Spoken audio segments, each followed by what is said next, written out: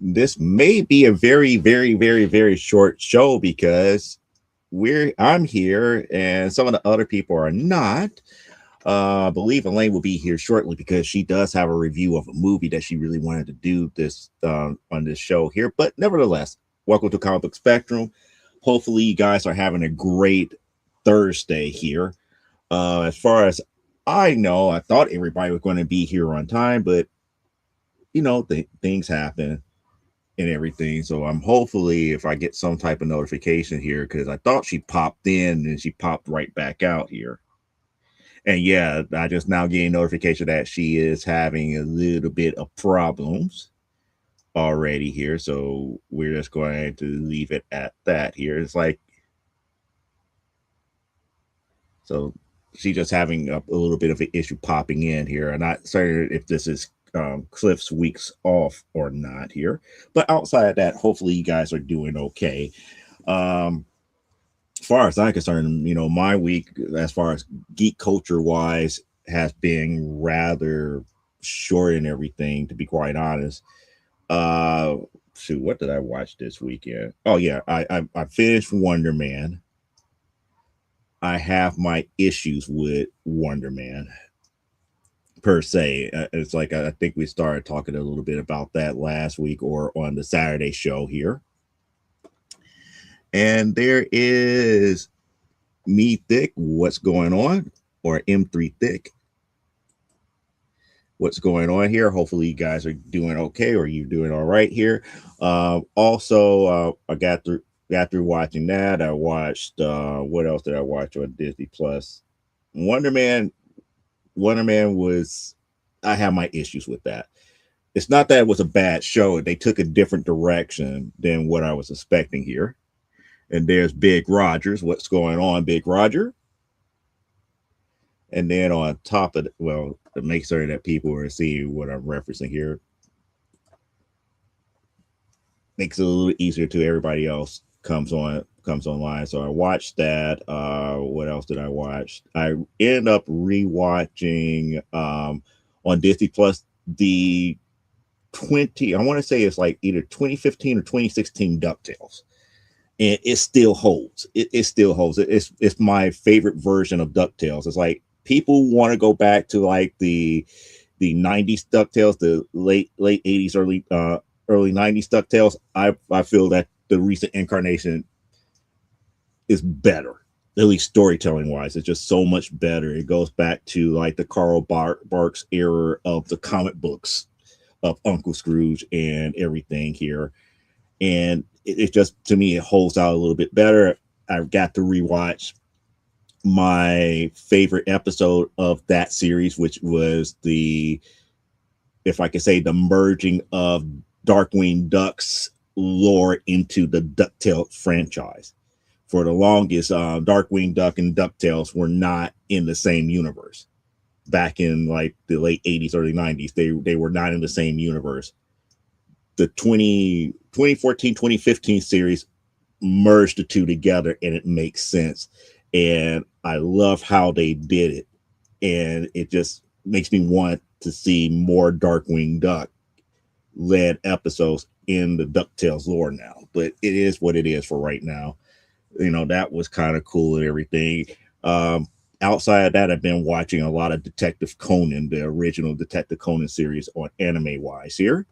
And it looks like we finally got Elaine popping in, and there she is. I'm sorry. Nothing to be sorry about. When they came in Sunday to repair the window, we had to shift my desk and all my equipment. And I guess when we shifted it back, Mm-hmm. it just threw a fit. And for some reason, I'm getting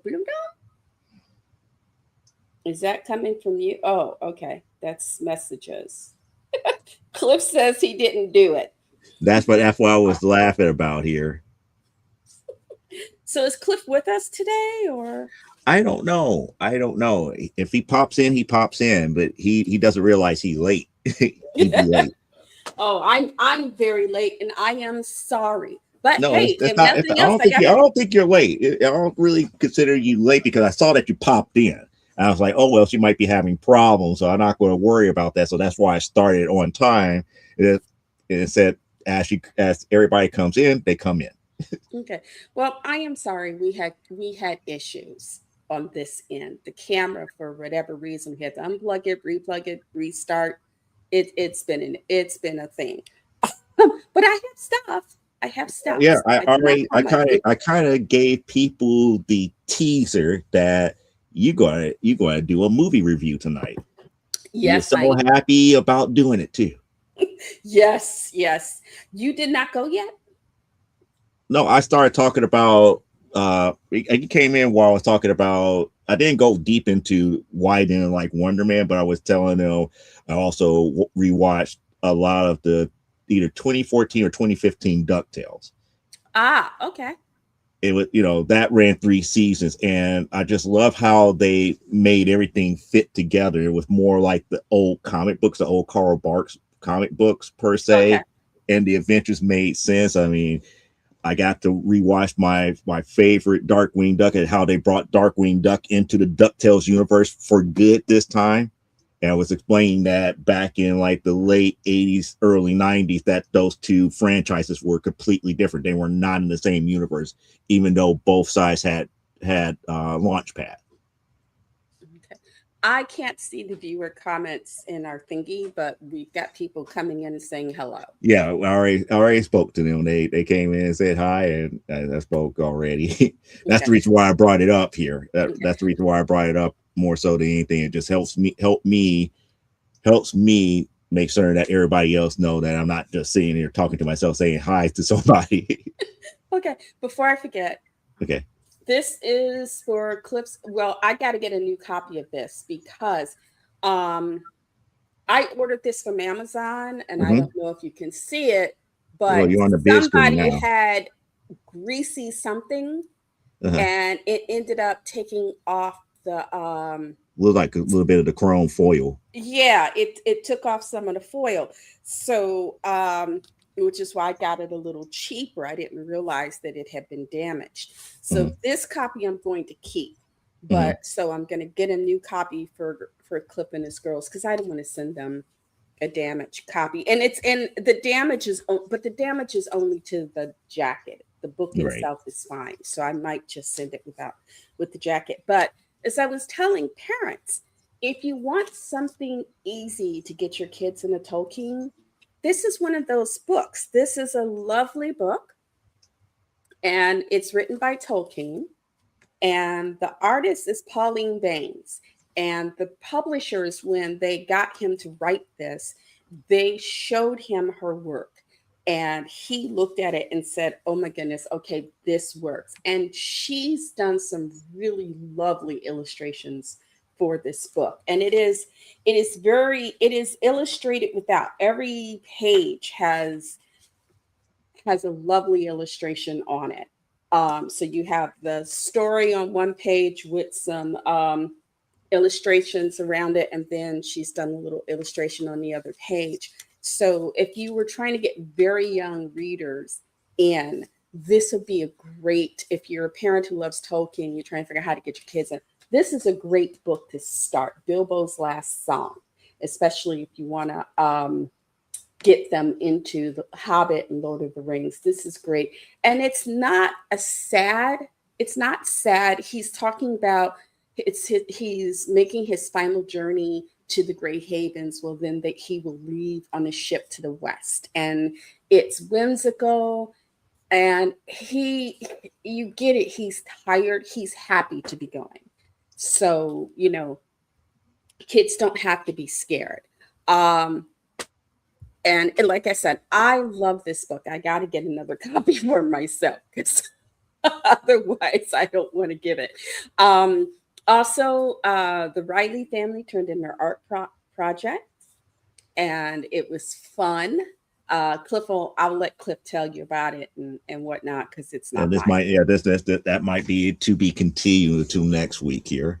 Yeah. I do apologize for the thumbnail for this week because we talked about Tron a lot last week, but I still wanted to have the light cycles, the one that you and I remember most Yes. fondly.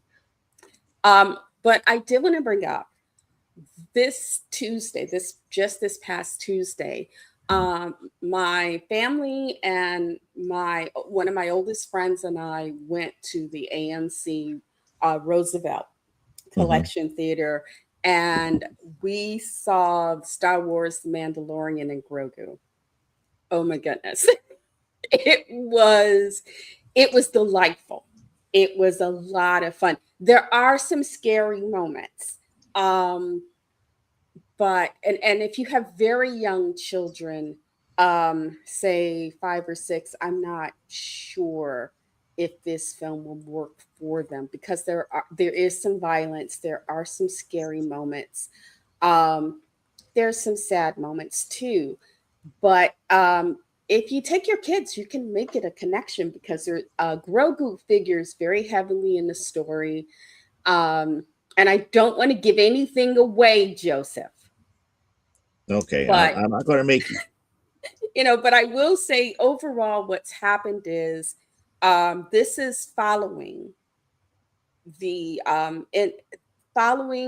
years following the final three movies of the last of the three originals. The Mandalorian takes place in that time between the Return of the Jedi. It's after Return of Jedi, and it is before Rey comes into the scene. And Okay. Sigourney Weaver is in this, and I told my oldest, I said, I was sitting there one moment, I kept expecting something to jump out of her chest. 'Cause, I'm silly that way. Hmm. But I really enjoyed it. Um, Mando, he this happens after the series. So this takes place after the series, after the Mandalorians have gone and found their home planet. Mando is working for the New Republic, and he's doing what he does best. He and the kid are working as bounty hunters. And the one bounty they're given is to go. They've been the Huts, Jabba's brother and sister, have asked the New Republic to find their nephew Rada the Hutt, who is the son of Jabba. How Jabba and them managed that, that's a Star Wars we don't need to see. Um, Yeah, I'm sorry. That just made me laugh. It's like that's the Star Wars we don't need to see. no, Rada is a buff Hut. Usually the Huts are bulbous, and Rada is a Hut. He's buffed. He is a fighter. He is working as a gladiatorial fighter, and he's trying to prove to the systems that he is not his father. He has kind of left that behind, and got caught up in um, a fight arena situation where he has been training as a gladiator. And when Mando finds him, he tells him that, because he's like, we're here to rescue you and get you back to your aunt and uncle. And he's like, my aunt and uncle aren't thinking well of me, and I don't need to be rescued. This is my last fight, and then I'm a free man, and I can go off and do whatever I want. But he has no intention of being part of that underworld. He doesn't want to be underworld. And what his uncle and aunt are giving the New Republic in return for rescuing his boys. There is a commander. There's a imperial commander by the name of Coin, that his aunt and uncle said, if you go rescue our nephew who is in danger, we'll give you the information on this, because they don't know who this guy looks like, what he looks like, his connections. They don't know any of that. They know he exists, but they don't have as much information as they need. And by getting this kid, he can get that information for the New Republic. Well, things don't go as well as they as intended, because it turns out that the guy that the kid's been fighting for is never intends to let him go. He's going to kill him on his last bout. And Mando ends up helping him in that fight. And he then finds out from young Rada that the guy he's looking for is this guy, this underworld leader, is this ex Imperial. And things get complicated from there.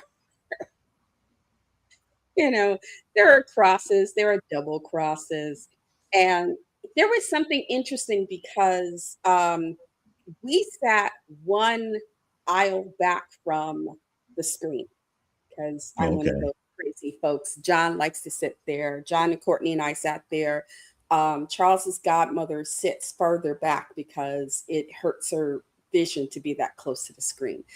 But I noticed they did something. There's a part in the movie where you're moving through this environment, and they I don't know how they use the technology that they use for the rides, where the rides were immersive and you feel like Mhm. you're going on that. There's a Mhm. point where you feel like you're actually moving. You Because we were close, we got it that you were moving through this environment, and it was like, oh my goodness, this is freaky and in a good way.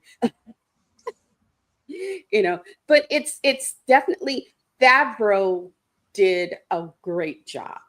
I think John Favreau, and it's not that he wasn't a good actor. He was a good actor. I don't think Favreau was ever a great actor, and I think he himself would be um, honest enough. He was really good at being the second banana guy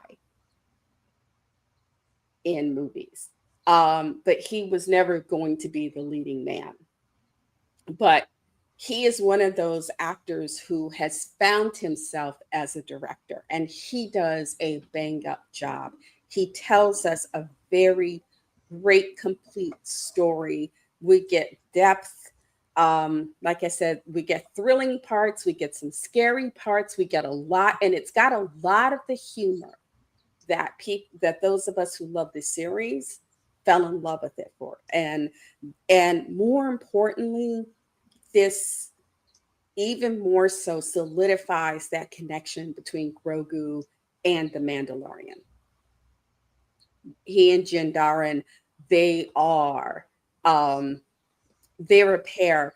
And those little guys that work on the ships that don't like um that Grogu didn't get along with very well, the little tech guy, the little engineering tech guys, Mhm. in it, they play a key role. It is, like I said, I don't want to give it away because I don't want anybody to not go see it. I really loved it. The only thing is, I don't know if Disney knows how to market this film correctly. It is something that if you take your 9 or 10-year-old, they're not going to have a problem. Um, but if you take a younger child, there are things that happen that a younger child might be very afraid of and find a little distressing, because there are moments where it gets dark. Remember, this is an adult world. Grogu was kind of thrown into this world, and he has to figure out how to survive it. Mando, of course, is has become this father figure protector. But then there becomes a part where he doesn't have Mando to take care of him, and he's got to find his own way. Um, and it's really we get to see Grogu coming into his own. We get to see the character gaining some depth here, and I enjoyed it. There's some great action fight sequences. If you like action fight sequences and scary monsters, there's stuff in there, you know. And there's the family stuff. They Favreau. figured out how to get all those different elements and put them together and give us the film. The only other person I think could have done as good a job with this film was Bryce Dallas Howard, daughter of Ron Howard. Because Ron Howard's daughter, she's learned a lot from him. And those who don't know, she directed several episodes of The Mandalorian's final season. She's good. She knows what she's doing. She's very capable and she knows these characters. Um, and I also want to give additional kudos to Pedro because he it it wasn't just him. Yeah, he was in the suit, but it takes three actors to make that characters. There's one guy who is doing the fighting, and there is another guy who's, all three of them do different things, all while wearing the suit. So you never see, and their body types are very similar. So you never know, unless you've seen the series and you've seen him do stuff, you never know. It's like, okay, that's the fight guy. Oh, this is that guy. Um, but the fact that he did an interview right before the movie opened and he mentioned their names, and Favreau made sure at the end of the film that they got acknowledgement. All three of them got acknowledgement as providing this character. And I thought that was really cool because that's something that usually doesn't happen in a lot of films. And, because as a child, I will admit, I thought James Earl Jones was in that Darth Vader suit. And they, they came up and said, no, that's not James Earl Jones. That's this guy. He's doing the voice, but when you see the first one, they don't explain it to you. And in the credits, it's not clearly laid out in the credits. You find about it later on, but that first film, you're thinking, wow, James Earl Jones is really whacking in that Star. He's just whacking Star Wars. And it's like, oh, okay. No, that's not how it goes. But I really enjoyed it. I will say, though, I did feel a little gypped. We ordered our tickets early, and AMC had it advertised that if you bought your tickets early, they would reserve for you these trading cards. Okay. We didn't get the trading cards. The Roosevelt collection must have run out of their cards opening weekend, probably Friday. That's interesting. Yeah, I don't think they got enough cards in regards to the orders, or it could have been, as it has happened in times, staff might have poached the yeah, staff may have poached a few things. So I was really sad. But what I did get is, oh, hold on, give me about a minute because I gotta go grab something and fight my youngest. Give me just a second. Be right Uh-oh. back. Keep everybody. If you hear screams and everything, we know exactly what's going on. We know what's going on, so that's the main thing here. So we're going to give her a couple of moments.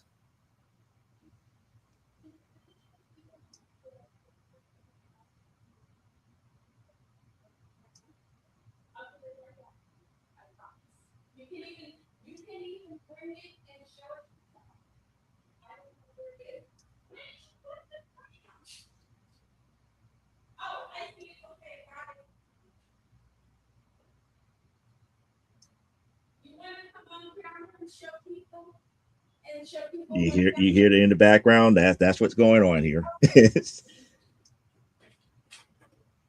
He won't come on camera. Would you like to model this?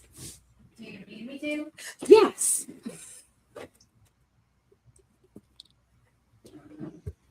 Okay.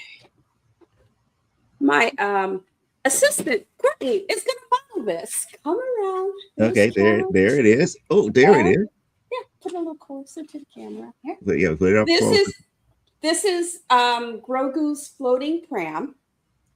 You pay. Luckily, my sister gave us money for this, so it did not break my heart to pay the almost $80 to get this. This is when you get it at the theater, it's full of popcorn. I didn't want the popcorn. John did not want the popcorn. He just wanted this. So that's what we got. Thank you, Courtney. Shall I go deliver this back to Bud?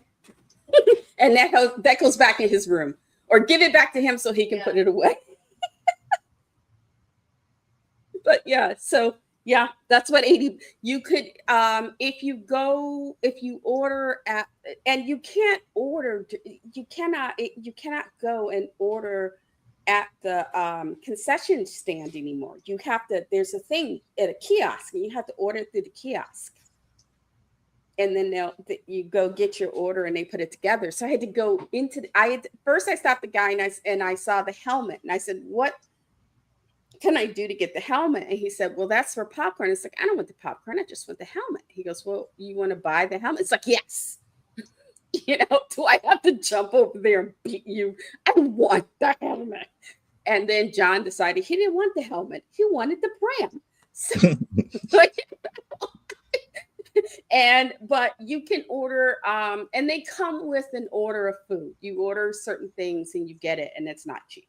But you have the pram and the helmet, and you have Grogu's pram, Mando's helmet, which is very shiny silver. It's very pretty.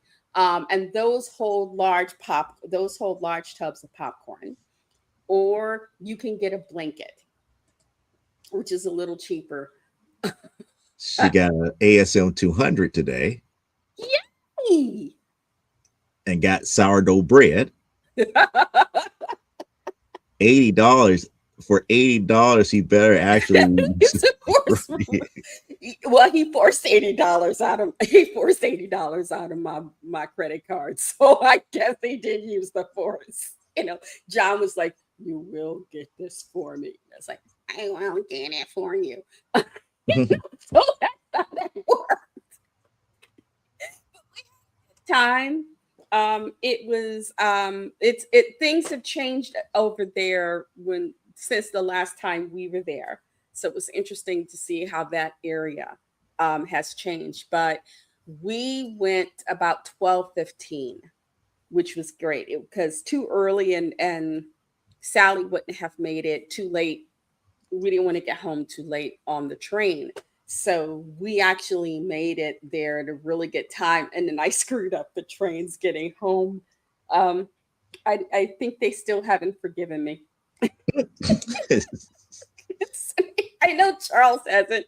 I got us on the wrong train. Because it was a station I'm not used to taking. I wasn't used to getting on and off that station. And when we got on that train, something said, "This might not be the right train." And I went up to conductor, because the Metra, they still have conductors and they're nice people and you can ask them questions and they give you answers. And I said, "Hi, we're supposed to be getting off at." And he said, "This train does not go there." It's like and by that time we were moving. So it was like, "Oh, we are so screwed." So we had to get off in Hyde Park so we could get the right train, which by that time was about 9 minutes behind us. So it wasn't like we had to sit there for an hour and wait for the next train. But I did feel rather stupid because, hey, but I got us. I corralled everybody. We got into the theater. We got, we had to work out my friend Sally's parking validation, and then get her back. My oldest got her back to her car, and then we thought we lost my oldest, and well, because she had adventures in movie watching. No, I like adventures in babysitting, adventures in movie watching. They went to the parking lot together. She then we see her pull out of the parking area going on to Roosevelt, and she waves. And we're like, "Hey." And she turns and she keeps going. And my first thought was, "Where's my son? Where the hell is my son? She just kidnapped my boy." She kidnapped. She kidnapped my boy. And Courtney goes, "Oh, I see him on it before I finally saw him. But my first thought was, oh my goodness, this woman has kidnapped my son. They have just run off. She's just driven off without him because we had such a time getting connected. Because it was like, we get off the bus and they've got some sort of, they're getting ready for festivals over in Millennium Park. Exactly. And What McCall is coming up? Lollapalooza is coming up soon. and there are times of the day where they're blocking traffic. Luckily, we got off at 11. We got off at 11th and then came out and was coming down. And at that time, and usually Sally is late. This time she was actually a few minutes early. So we did that phone thing where we're walking towards the theater and she's calling, "Where are you at?" And she's trying to figure out. Where's that Boost Mobile with the walkie talkie feature? Where and you at? and Where she's you at? trying, and she wants Where to you pick at? us up. And it's like, sweetie, we're a 5-minute walk to the theater. Just meet us at the theater. Because she's like, oh, I'm over here, and I'm like, and to get across the street where she's at, there's like, what Roosevelt is like between Michigan and State Street. That's a playing, death sentence. Sometimes that could be a death sentence in the middle of rush hour.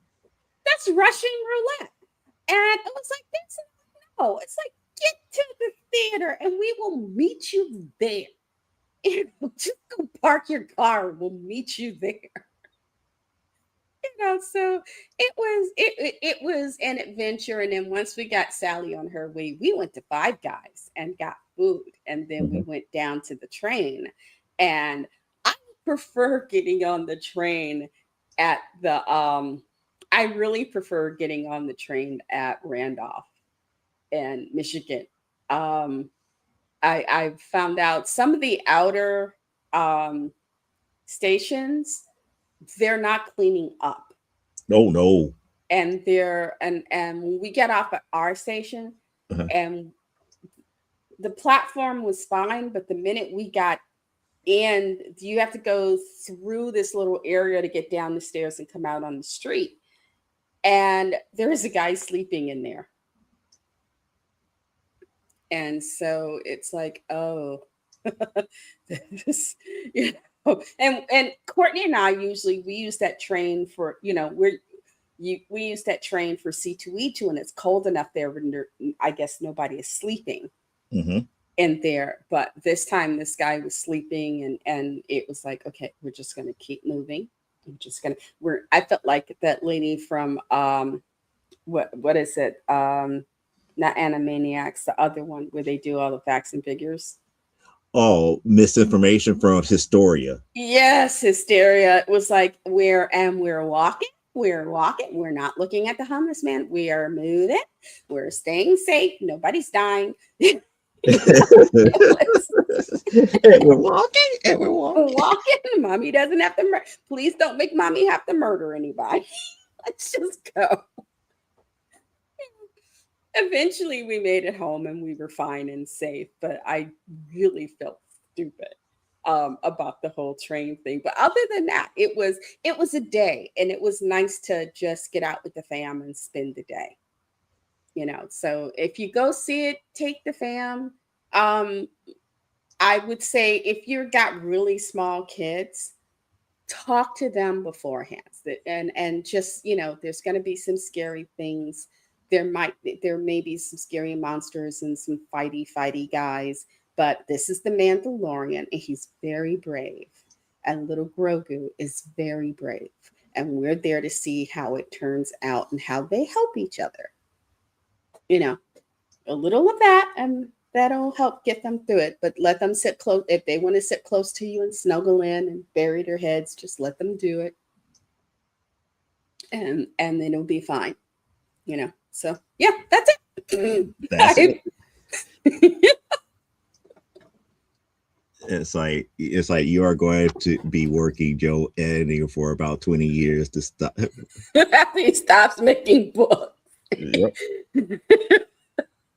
Well, luckily my sister sent quite a lot of the money that covered that day because this was something my youngest really wanted to do. And she never hesitates to make me look stupid. So, oh, John wants to see that movie. How much are the tickets? How much? And he wants to go to Five Guys. How much is it? Okay. And so it's like, okay, fine. We've got it. We're going.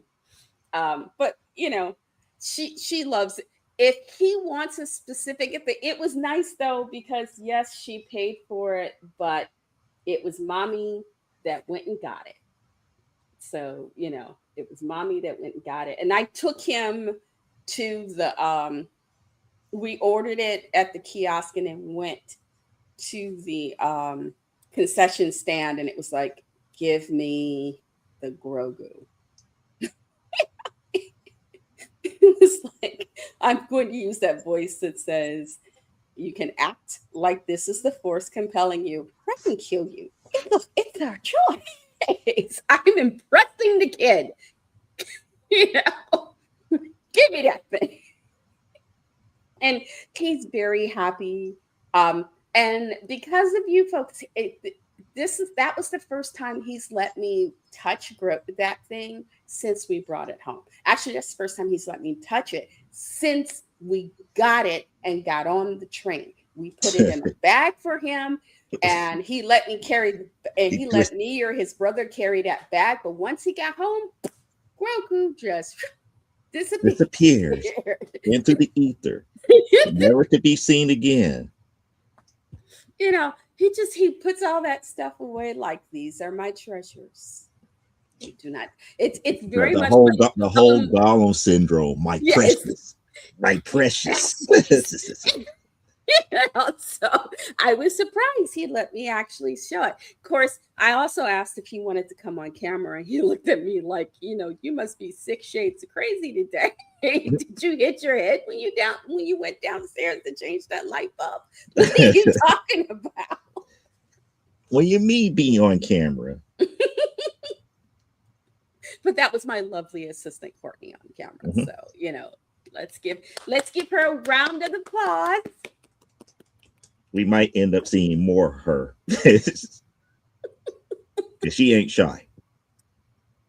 Yes and no. Yes and no. Yeah, that was the first time I've ever gotten her. There have been times when I say, hey, come on. And she'll look at me like, you are 6 types of crazy and I'm just going to ignore you. So, I think it was because, she got the whole Grogu. Mm-hmm. But other than that, she just looks at me like, no, old lady, you just go do your thing and disturb me as little as possible. But at least I got my camera in a decent position now. Yep, you do. It only took us, having to shift this thing and then shift it back in order for the camera to go, oh, this is how I'm supposed to. Took you long enough, Mr. Camera. I'm talking to my camera like it's a living thing. So how is the world on your end? Oh, I already stated what the world is like on my end. I was not going to complain about certain things as a whole here, such as Wonder Man and a couple other things that I watched recently. What else did you watch besides Wonder Man? That bothered me.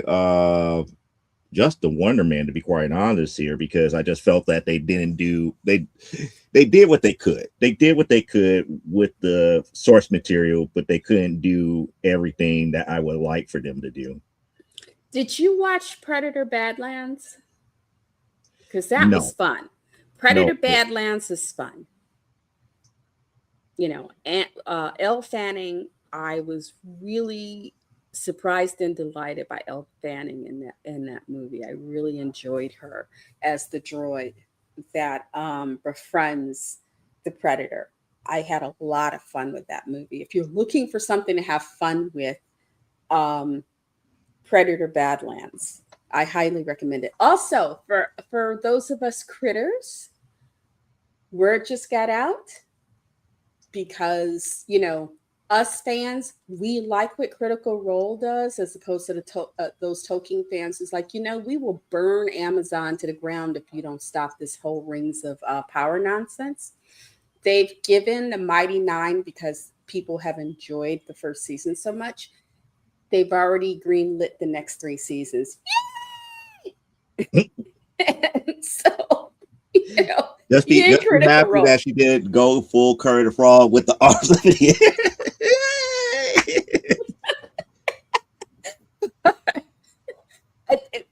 That just got posted this morning, and it was like, oh my goodness, that's so good. They've already been approved for the next three seasons. And there are things that I won't mention, that Courtney and I talked about earlier, that we want to see, that have happened in the campaign, because Legend of Vox Machina and the Mighty Nine are animated versions of campaigns 1 and 2 that Critical Role has done.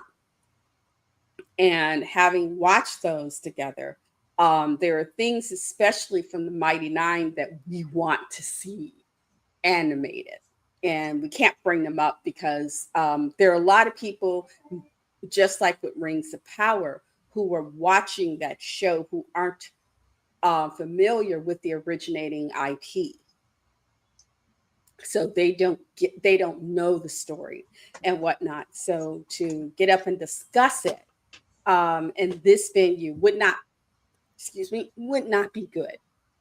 So I'm not going to do that. Instead, I'm just going to sit here with something on my mind.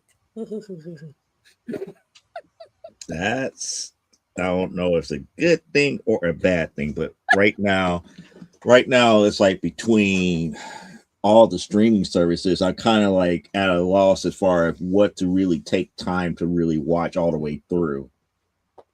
I'm when I can't find something new that I like, but I guess I'm weird because the streaming services, one of the reasons I use those services, because it's a way of keeping series that I love. So like with Netflix, it's like, okay, I can go back and watch Full Metal Alchemist Brotherhood, Oh, or that remind me. You just remind me. I did watch One Piece on Netflix. live And action I do have animated. to say this, and if I upset you anime fans out there, I'm going to upset you. But Oh no. the whole Cake Island saga is a bunch of filler at the very end. This stuff should not be taking this long to get to a resolution. I'm sorry. It's a bunch of nonsense. It's a bunch of nonsense. It's like I'm up here like I'm going like, okay, fine. It's like they find a way to escape this, that, or other. Then here comes something else happening, which now creates all this extra filler. It's like, okay, we had the big fight. Everything is like heck in a handbasket right now. All these different sides are now trying to either escape or trying to kill another person. And it's like, it's like how we say in the military, a big clusterfuck. It really is. And they kind of resolved it pretty nicely until, now we're about to add this extra layer onto it to extend the saga a little bit longer, and you're going like, why? And then something else happened to extend it, and then something else happened to extend it. It's just like, why is it being extended? Why? Yeah, I was that's the trying to make oldest him. one. Yeah, I Yeah. was trying to make him come on camera. He's just looking at me like, "Look, I got it working for you. Just shut up." No, he's looking at you as like, they ain't my people. Sorry. If it was his Well, people, we'd be like, sure, why not? but hey, I paid him Uh, when we went to Sam's Club this past week. I got this 8-pack of little cheesecakes with strawberries and blueberries on top, as mhm, only Sam's Club bakery folks can make them. mhm. Hey, yummy, yummy, yummy. So he got the last one, you know, and he just finished it. It's like I He guess he was owes gonna. you. He owes you. No, I owed him because he was asleep, and Uh-huh. I'm yelling about I can't get the camera online. Nothing's working, and his room is right there. So, and for some reason, my voice wakes him up. It's I'm like, like, oh no, she's upset. I need to go see what's going on. it's like the stake in Dracula's heart. He's like, okay, and he basically got up and went, okay, what's wrong? So I had to explain to him the problem, what I was trying to do to fix it. And he's like, just move. So And then all of a sudden, it's like, okay, now we got it back to working. Everything is hunky dory. he got it. He troubleshot it and got it to working. But I was like, John is by himself, and I don't know what and I don't leave him by himself. It's not fair to him. Doing the crazy Kermit the Frog arms. You're going like, we need to get this. We need to get this going. And everything. It's like, did you fix it? Yeah, I fixed it. Basically, so. But it's good to have a tech guy in the house. Trust me, it's not fun to be the tech guy in the house either.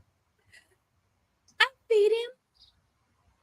I know, but I feed him. I gave him. only reason I say it that way is because my 9 to 5 job is doing that. So it's kind of like I don't want to get off of work to do more of work. Yes, but that's what covers him being here. Yep, that's true. Part of the agreement. So, and he got cheesecake. That was supposed to be my cheesecake. He got it. Mm-hmm. It's my thank you. It was well-earned cheesecake. Yes, and it was good cheesecake, and I will not be getting more of it because it'll be at least another couple of months before his godmother wants to run out to Sam's Club and fill up her gas. And I found out, I did not know this because I don't drive a car. But as we were coming back from Sam's Club, as we come out on Jeffrey in 67th, the gas station, she's like, it's 50 cents less a gallon for gas over on your side of the city. It's like, okay. Because she lives out in Humboldt Park. Uh-huh. So, she's like, it costs 50 cents less a gallon here. I'm like, okay. She goes, next time I need to fill up and I don't want to go out to Evanston, I'm coming here. I'm like, okay. Where I live. Less taxes. It's like I keep trying to tell people, it's like gasoline, cigarettes, and liquor have at least 4 to 5 type of taxes on it. My mother, once a month, sends my sister out to Indiana to get her cigarettes. Yep. But that's also kind of, you got to be careful with doing that too. You got to be careful. Yeah, I don't know who my sister is. So I ain't telling you. Well, there's a don't mention anybody by name. But only reason I said she got to be. The only reason I said that she got to be careful is like if she's buying like small quantities, she's fine. If she's buying like boxes of cartons, that's a problem. No, she's only getting enough for my mom to get through the month. Oh, okay. So no, she should be fine. Then she should be fine. Then I mean, if she was getting like 20 or more cartons of like, yeah, that's going to be a problem. No, she's not getting her more than a couple of cartons. Yeah, no, she'd be fine. She'll be fine. It's just, Oh, for those who don't know what I was speaking about is that there is laws against traveling across states with cartons of cigarettes because each carton has like a specialized sticker that states the origin in which the carton or cigarette pack was supposed to be sold in. Yes. So if you go, let's say if you go to, like in our case, if you go to Indiana and buy like 40 cartons of cigarettes and then try to cross over the border back over to Illinois and you get stopped, they could technically hold you for kind of trafficking cigarettes because the majority of the cartons would show that they're supposed to be sold in Indiana. Why are you bringing this many over? Yeah, it's One or two, also you good. One or two, you good because they can see that that's for your own personal that's type personal thing. But when you use, get but into the 40 and 50 and 100 cartons, that's when they're going to be like, "Are you trying to resell these?" it's also the way it's also like that with fireworks. Hmm. You can only you can you we they don't sell fireworks here in Chicago. You either They have to don't sell go, it in the city proper. yeah, and you have to go very outside the city, downstate or to Indiana, to get them. And you can do that, but there is a limit on what they're going to let you bring back. And in certain areas of the city, you can't bring back fireworks whatsoever. There's certain areas of the city where they seriously look down on that. I just have to say this. One of my former co-workers who lives, he lives like I want to say maybe like 5 to 10 minutes away from where I'm at. Okay. When it comes around 4th of July, they get a special permit before they could do fireworks on their block. Oh, okay. We must So have someone. there's ways around it. That's the reason I bring it up. Is there ways around that? But you have to know your stuff. Yeah, we have someone, and I think they're not close by. They're like they must be at. They can't be any farther. They're somewhere between Yates and Jeffrey, I think. Hmm. Who they have the big skyrockets. Hmm. They set off the skyrockets at night. I love to watch them. You Yeah, know. 9 times out of 10, they probably go and grab the special permit for them to do it because they do it for so much, and they have to specify what you're planning to set off, how much of it you plan to set off, how long the display is going to be, and they cut you a permit and you do whatever you do. John. Only thing is, John. He likes to see the fireworks, He don't like but the sound of it. yeah, it gives him headaches. So even that can be, if it's one or two early in the evening, it's not so much of a problem. But as it gets later in the evening, he's a little less interested. He's like, okay, I'm going to my room now. you know, don't talk to me. I'm going to my bunk. Don't just I, don't I bother I me. feel more sad for those that suffer from PTSD with certain fireworks because Yeah, when I talk fireworks, it's like, oh yeah, that does sound like this. It's like, yeah. yeah. We had friends and family who had served, in Nam, and so it was never. They had, they would sort of go into the house and have places where they could be alone Hmm. to sort of deal with that. Um, though it's interesting, I miss some of the things that we used to have when we lived on Jackson. We were right across the street from what was at that time called Resurrection. It was a Catholic cathedral complex. Hmm. So at one end of the corner, and it took up about what would be the equivalent. You know how big my block is. Right. That's how big Resurrection was. Because you had the cathedral. Behind the cathedral, you had the rectory where the priest stayed, Hmm. and then you would have this really lovely landscape courtyard. And on the other side, you had the school buildings, the gymnasium, and then the other buildings. And then behind that was the convent where the nuns stayed. And then you had the parking in the back. So it took up, and our particular bit of Jackson was the equivalent of 2 city blocks, with Resurrection across the street from us taking up the equivalent of a city block. Um, but 4th of July, some of the older boys on the block, I, I don't know if they did this when you were a kid. They would take Brillo pads, the ones that have there were two types of Brillos. There was the ones that had the detergent Hmm. and the one without. And you use the ones that had the detergent. They would take an old hanger and stretch and straighten it out, and then stick the Brillo pad on one end and light it, and then swing it around different ways. That was our firework. Makeshift sparklers, I guess. I don't know. Well, they would do that, and they also we used to have the little what they call the kitty fireworks, where they had all these little incendiary things. Like they had these little pills, Mhm. and you would put a match on it, and then it was ashes, but it would like we used to call them worms Mhm. because they would come out in like a worm formation and stuff. So you call them worms. So you had those, the little caps. The snapping pops. Yeah, snap and Throw them down pops. on the ground, and it sounds like a firecracker. Yeah. Yeah. Yeah. So we had those, but I used to love it because, the older boys, we would be on our side sitting on the porch, and the older boys would be over in front of either, and they would start in front of Resurrection until the priest would chase them off. And then they'd go to the big lot across the street and do it.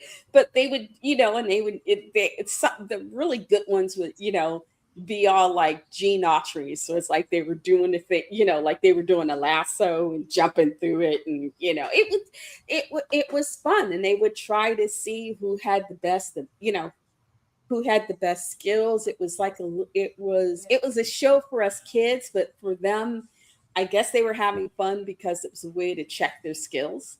Mm-hmm. And these weren't 12-year-old boys. These were like the 17, 18-year-old boys that were doing it. So see, I'm glad that I didn't grow up young and dumb. The reason I say that because we never had Roman candle fights. Oh, okay. It's like I'm thinking about it's like how did people back in the day have Roman candle fights? That stuff hurts. I'm sorry. You get hit with one of those, it's like that hurts. Oh, yeah, it's really painful. We were lucky though because the dads Mm-hmm. were ever present on our block. So the boys were doing that. And even if you didn't see the dads, you Mm-hmm. knew the dads were there. And if the dads weren't there were moms there. Why could you have them? Oh, like me. I don't know, Leah. Um, we were What just you went out having Roman candle fights? Really? I never had a Roman candle fight because I never did the Roman candle. We had Yeah, it's like we before they started outlawing a lot of the fireworks, Roman candles used to be a staple of what we used to shoot off here, but we knew to kind of like stay our distance mm-hmm. because on a windy day, a good windy day, when you do not have that Roman candle stationary and secure, like, oh, run. It's like, We also had out the way. We also had cherry bombs. We also had what were referred to as cherry bombs, which didn't give you a flash. They were just more like bangs. They were loud bangs. They didn't give you much of a Well, flash. cherry bombs were okay until they came out with the M80. Yeah. And the then M80 firecracker. It looks like a small little stick of dynamite. But yeah. And it those things were splitting 2x4s. And people were getting hurt. It split 2x4s. We had the, kind of like stationary on 2x4s. And it would go off and it would split that 2x4. And we were like, yeah, we can't deal with this too much longer because, we try to keep things at a distance from people. Mm-hmm. No, you had too many of those M80s on stand up on like a 2x4. It's like you have wood going all over the place. Luckily, we just did like one here and one there, and we had like these big old chunks of squares, 2x4 squares. Oh, okay. We put one there, lit it up, boom. We were lucky. That square was in 3 different pieces. We were lucky in the fact that the dads, like I said, even if you didn't see the dads, mm-hmm. Mr. Pruitt, Mr. Murphy, a few others, they would be around. And like I said, if the dad, you would, even if you didn't see the dads, you knew the moms were right. there. At least a couple of the moms were watching, and they could get the dads, and all they'd have to shoot. All I think they have to do is give them that look. It's like Johnny's about to set this thing up and about to cause a fire.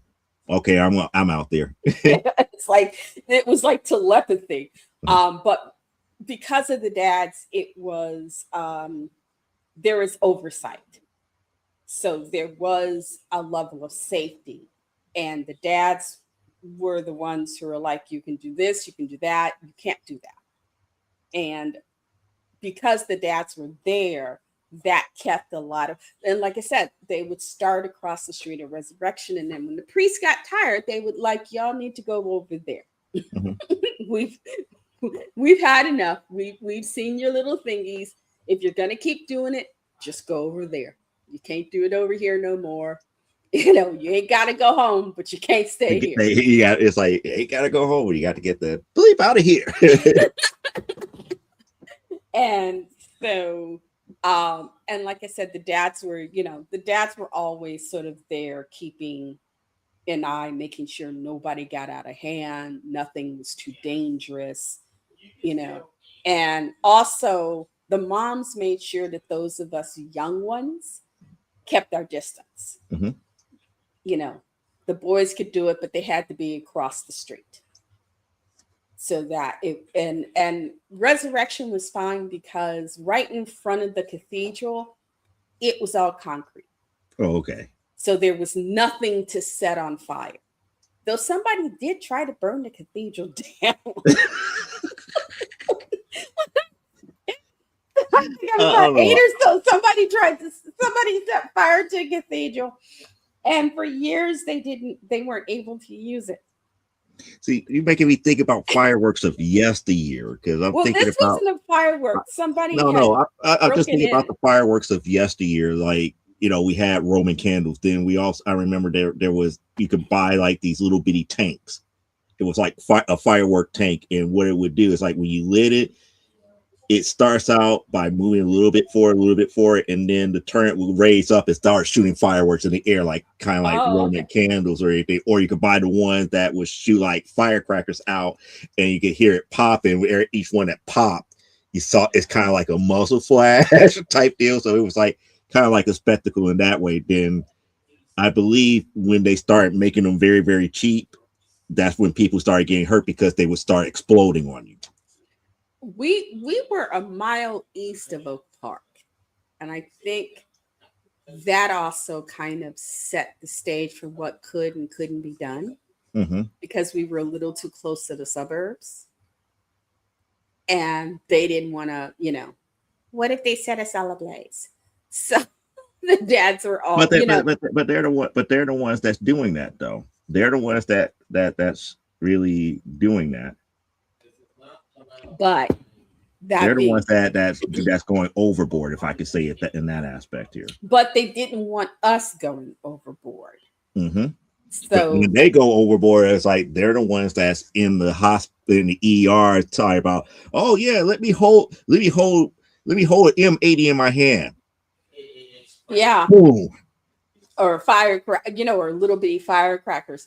No, we got the dads would give all of us little kids. Well, when I say little kids, I'm thinking those of us who are like 8 or 9 Mm-hmm. or above. We could hold the sparkler. So Right, we that's could it. sit there with our little sparklers um, and they always made sure they got the sparklers where they had several inches and they were very, very concise about telling us how to hold it. And yes, you can twirl your little sparkler And you above your can burn head, but you yourself pretty can't bad with a sparkler too. if you weren't careful. So they were like, and they would tell it the first time you were on the block, it would be like, okay, you can have a sparkler. And if you're sitting there, you can do this. Mm-hmm. You can't do things that other people, they were very strict rules because the parents wanted us to be able to have fun, but they did not want to have to deal with somebody's hospital bills. Mm-hmm. So it was like, yeah, here are the parameters for what you can do. And so long as you stay within these parameters, it's cool. Move outside those parameters, it's your ass. No, they were like go in the house. Go in the house. And you Yeah, knew yeah. it going. It's like go in the house. Like, why I gotta go in the house? It's like, do you want to watch it from the window or do you want to go to your room and be in your room all day? I'm gonna go watch from the window. Yeah, it's like, and in our block, if somebody said you need to go in the house, it's like, oh, okay. Exactly. You knew what go Exactly. in the But you house. still have people that did Roman candle fights. So, and like I said, there were always dads watching the boys, so they knew there was, that there were eyes on them. So they were very specific about what they would and wouldn't do, and couldn't do, because they knew the minute they started getting out of hand, the dads were up, and that was their asses. So I will say there was a level of safety on our block, and it was very middle class. This Mhm. was very middle class Black America, um, sort of like lower middle, upper working, lower middle class. So it was there. There were some sort of like Leave It to Beaver type aspects Well, to the that's neighborhood, understandable. Yeah, that's very understandable in a bigger scheme of things here. But and I just also I think I don't know, I reminisce too much here because I was happy that I got to the age where I could do bottle rockets by myself during like the 4th of July holidays and everything. So we would go and buy a whole bunch of bottle rockets, but they made certain that we didn't go and buy any the hardcore stuff. They let me do bottle rockets all day long, and I was able to learn how to combine them together and do all these special things with bottle rockets because they was a little bit safe as long as you don't get defective ones. the dads went and bought the stuff that we could use, Mhm. and around our neighborhood, nobody sold anything any more dangerous than a cap gun, as well as the strip of caps that went in it. You ever do a cap gun? They're like little silver guns. Yeah, They're strip. Yeah. I remember those, but now you're making me think about the black cat firecrackers that was in like the big roll and Yes. everything, and you can either unwrap them individually or you can keep them wrapped up. And there was like one wick that you could that they wrap all up into. If you lit that, it would just set all off in like a like a rapid fire type deal. Yes. Only time I ever got to see those where they were done like that was the one time my stepfather took me to Chinatown for Chinese New Year Hmm. when I was about 7 or 8. My mom That's because took they're us, expensive. You know those firecrackers individually are cheap, but when you get but and a whole string like that, you putting it out gets some money. expensive. Yeah, it gets expensive. That's the reason why. So, and I agree. Because people weren't dumb dumbs back in the day. Fire burns. Yes. Yeah, we were very much the Frankenstein's monster. Fire back. This is the parent. The dads and the moms would drum that into you. No, you will not burn the neighborhood down. I won't, You're like, you won't burn the neighborhood down. You won't blow yourself up. whole thing. When I went to stay with my dad in the projects, it was like a whole 180, because with my mom on my mom's side, whether I was at her house or my grandmother's, there is these it wasn't that you couldn't have fun, it was just there is these very strict safety parameters that you Mhm. had to operate in. And then going to the south side, especially in the Robert Taylors, that was like a whole different They world just over there. again, that's probably where you probably first saw your very first Roman candle fight because they just don't care. It was They like don't care. Like, oh, it's like really you gonna come at me like that talking about my display for us? Like lit up a Roman candle and just start bloop, bloop, bloop, bloop, bloop, bloop, bloop. I was like, nope. it was it, it was like it was like the Wild West. And talk about your culture shock. It was like, dang, okay. Because it was over there that, I mean, because my grandma and them played canasta and stuff, but they never got into serious fights if somebody played the wrong, bid too low or too high. Whereas on my dad's side of the family, you know, Somebody cheated in domino. Somebody's losing a life. they didn't play dominoes, they played bidwest. Oh, They bid whist. played spades or You can't get into bidwest. a real big fight over And bid they whist. It oh had to no, be something like no, no, no, no, dominoes no, or no. poker or something like that. No, Hay Goods, Bidwest, and liquor. Jeez. and it would always be the same. Miss Annie and them would go, "Y'all need to. Oh no, you can't. You've all had however much to drink. There'll be no bid whist." And they're like, "No, no, we're fine. No, no, no." And it's like, "No, last time you tore the house up. No, no, no, no. We're fine. We're fine." And then it was always the same thing. Somebody would overbid. Somebody would underbid. Either way, they're the ones that lost. That was the fight. They're angry and they're drunk and it's like, oh great, and it's not just yelling and cussing at each other. They want to throw fists. they want to throw some heads. It's not even that. It's throwing furniture. Like I said, so in other words, your bid whist is like dominoes. There's like people turning tables over, throwing chairs. No, it's like the next thing you know, somebody has taken a dining chair and it has traveled the length of the living room, because the way my Miss Annie's apartment was, you had that little entry and then you had the great room area, which is a combination of living and dining room, and the kitchen set off that. Mm-hmm. Mm-hmm. And then the bathroom and then the bedrooms were at the back. Mm-hmm. And so it was not unheard of where this one got mad at that one because they bid too much or too little. And it's like, you did not have no 6 no trump. Why you bid that way? Next thing you know,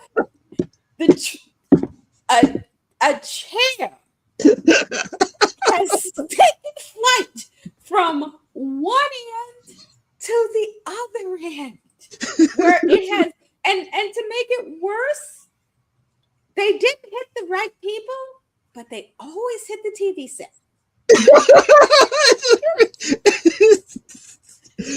Good thing we don't have the TV sets that we have today, because they would be replacing it every rip. Oh my goodness. And for those of you who, hold on. My chair just attacked me. For those of you who don't know, back in the day, up until the late 70s, early 80s, you didn't just have a TV set. Only very poor people had just the TV set. You had a console.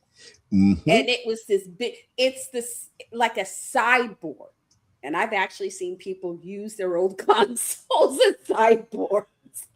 Because once you got this thing into your house, you don't move it. It's that heavy. It's huge. It is huge. And that's how you knew who either had money or had a relative or somebody with money who was nice to them, because and the best consoles were RCA Victors. And the screens were no bigger than 25 inches. Yes. A 13-inch television back then would mean that you was living a life. And the middle part of this thing was the TV. Mm-hmm. And then the radio would be on one side and the record player would be on the other. And on top, you would have a bar setup of something. Or it allowed you to set it up as a bar set. Yeah, you were able to set up a bar set on top of it.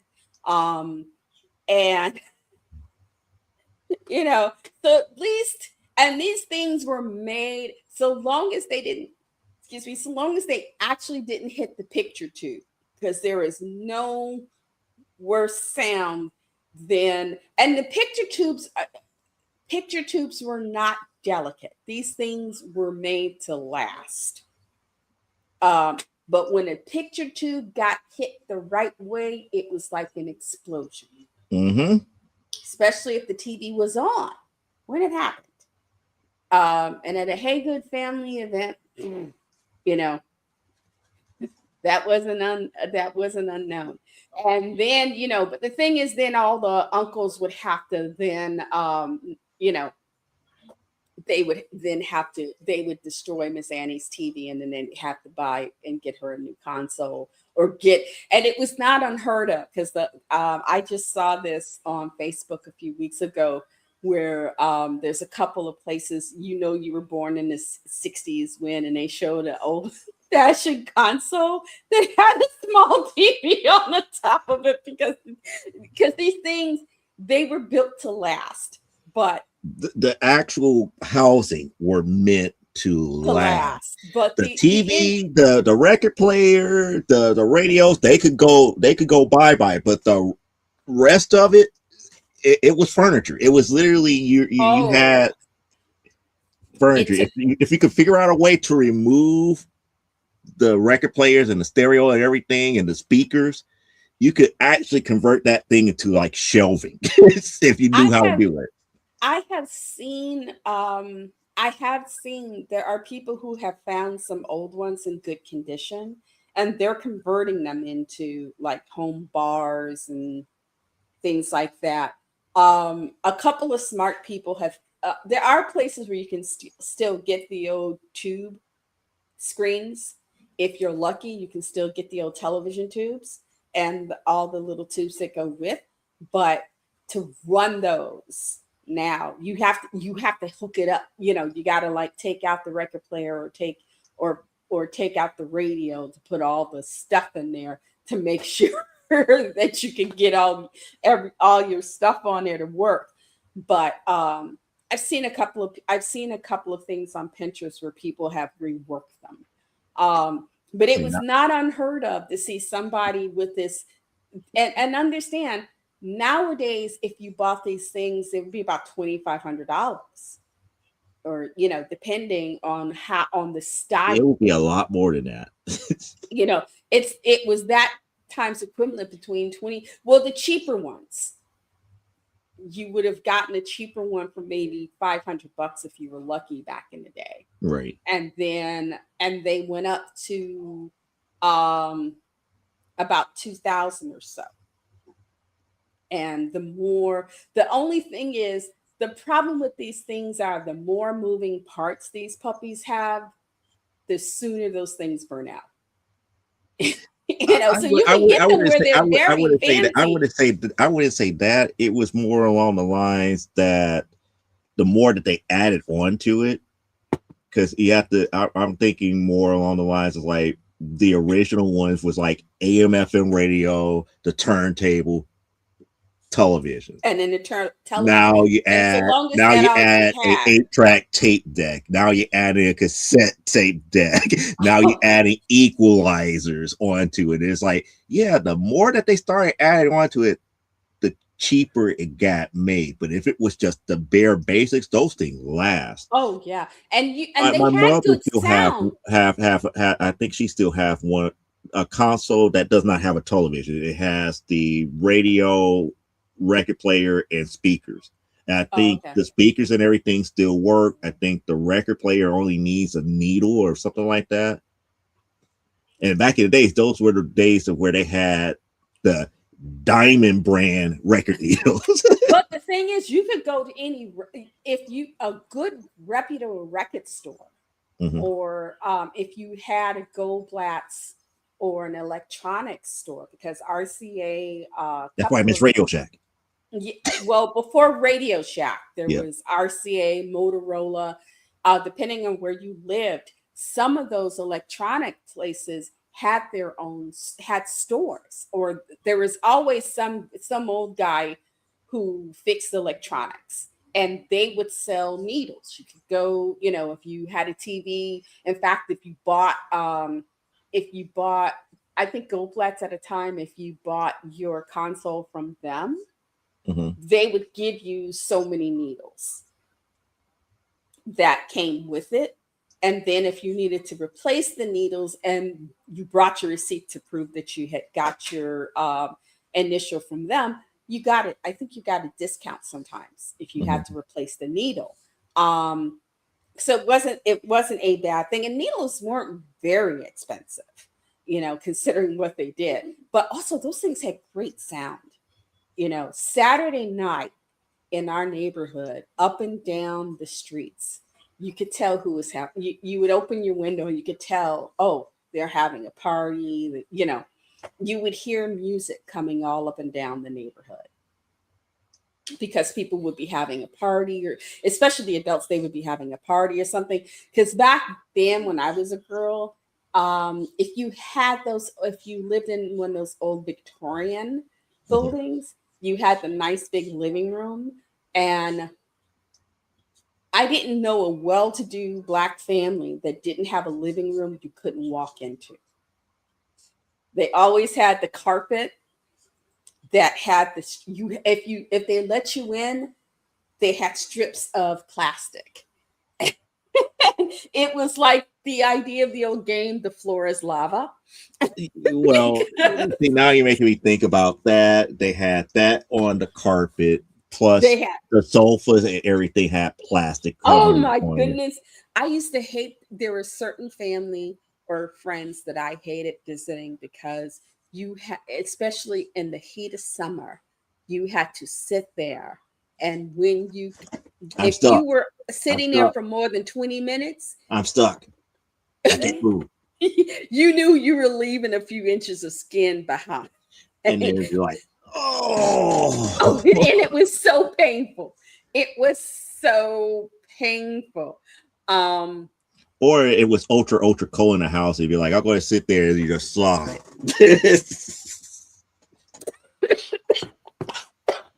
I didn't mean to make you choke. I didn't mean to make you laugh and choke that way. he killed me. But I got y'all. You know who did it? I was because I was thinking, like, I have some of those memories. Like, it's cold up in here. This, that, and the other. It's like, go sit on the couch. Here. It's like, I was like, why don't you sit it up? It's like, I tried. Naga, Naga, Naga would kill you Mm-hmm. because in the winter, that thing he told me, Naga hide is when you couldn't afford leather, but you wanted the look. You got Naga hide. Oh my goodness. We had Naugahyde living room set. I hated Naugahyde. To this day, I hate Naugahyde. It is, whenever I hear anybody say, oh, you go and you sit on a leather sofa and it's burning, it's like, that might not have been leather. That might have just been high end Naugahyde because you had various levels of Naugahyde. And the cheap Naugahyde cracked within a year of purchase. The very cheap Naugahyde, no matter how what you did, no matter how careful you were, if your skin came into contact with it, within 1 to 2 years of you owning that Naugahyde, crack. Mm-hmm. There was nothing you could do. People, you could tell who had the cheap Naugahyde because you go in their house and there would be blankets over the sofa and the chairs and a love seat. The only way to cover up the cracks because it always It didn't um breathe. It it wasn't like didn't leather breathe. where it couldn't breathe. So you couldn't just be like, okay, let me, get like a humidifier in the room to let it soak up a little moisture to keep it pliable. Naugahyde would be like, nope, and don't let it get cold. And the high end stuff or the low end, you always had, if it was good quality, you had to polish it. Mm-hmm. It if you think wood furniture could be a bear to take care of, try to take care of high end Naugahyde. That's just like we taught more people about what life was like in the 60s. See, I wasn't born in the 60s '60s. I was reunion. born in the '70s, so I got to see all of the furniture that they tried to maintain and had the plastic on. And Oh yeah, we had that. Like I said, when I was a little girl, you could always tell the kids whose parents were doing well because you would walk in and you would see, and it's like, oh no, no, child, you can't go in there. And they would always have that white and gold Regency, knockoff Regency furniture, mhm. always in white and gold. I never got that. And I have seen Versailles. I have seen pictures of Versailles, and it's like, French, because for some reason, they would sell this cheap knockoff French provincial furniture in the 60s, and it was always white and gold. The cheap stuff was always white and gold. And that you had to keep it covered because it scratched. You had to have if you had the sofas, and people wonder why when you go to like resale shops you now see those sofas and they're in good shape. That's because our mamas and grandmamas kept them puppies under layers of plastic, and if you didn't have plastic you bought those the covers, Hmm. the fabric covers and whatnot, and you would have there's a episode of Mad About You where Paul going they're taking the covers off his mother's sofa and they go through like 30 covers and they go, oh, that's it, and it's like, nope, one more.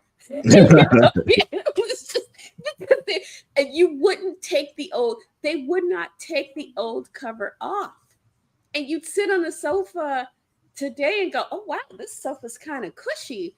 Only to realize, no, that's because it's got 30 layers Layer 30 layers of covers on it. It's like, oh, of this slip is lush. And covers. then you get to the actual sofa, you be like, And half the yeah. time they wouldn't remember what color the actual sofa was because they would have the slip covers, and you would have to go through all these slip covers, you know, and to get to go, oh, you mean all this time it was a blue sofa?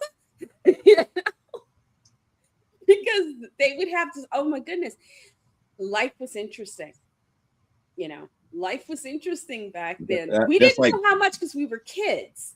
We just thought life was insane, mhm. you know but it was, and as a kid in the 60s especially, especially in upper working lower middle class black neighborhoods, there was a lot of places like I said, you would come in and you would see this like knockoff French provincial furniture, and they always had either the white shag carpet or these ugly green carpets with the leather strips. Oh, so you never had to deal with the orange. No, I didn't know anybody with the orange carpets. We I had knew people that had orange. I didn't know too many people with white, but I know the green and I know the orange. in the projects. You would always get that one idiot who had to get a white shag rug,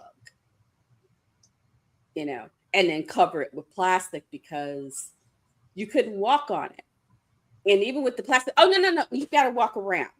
It's like, but it's a rug. No, no, you gotta, that's my shag rug. You can't walk on my shag rug. It's like, oh my goodness. Rugs are meant to be walked on. That's why they're on the floor. They're meant to be walked on. They're supposed to keep the floor cleaner. Hmm. When you have to protect the thing that is supposed to protect your floor, you've entered a special level of psychosis. Hmm.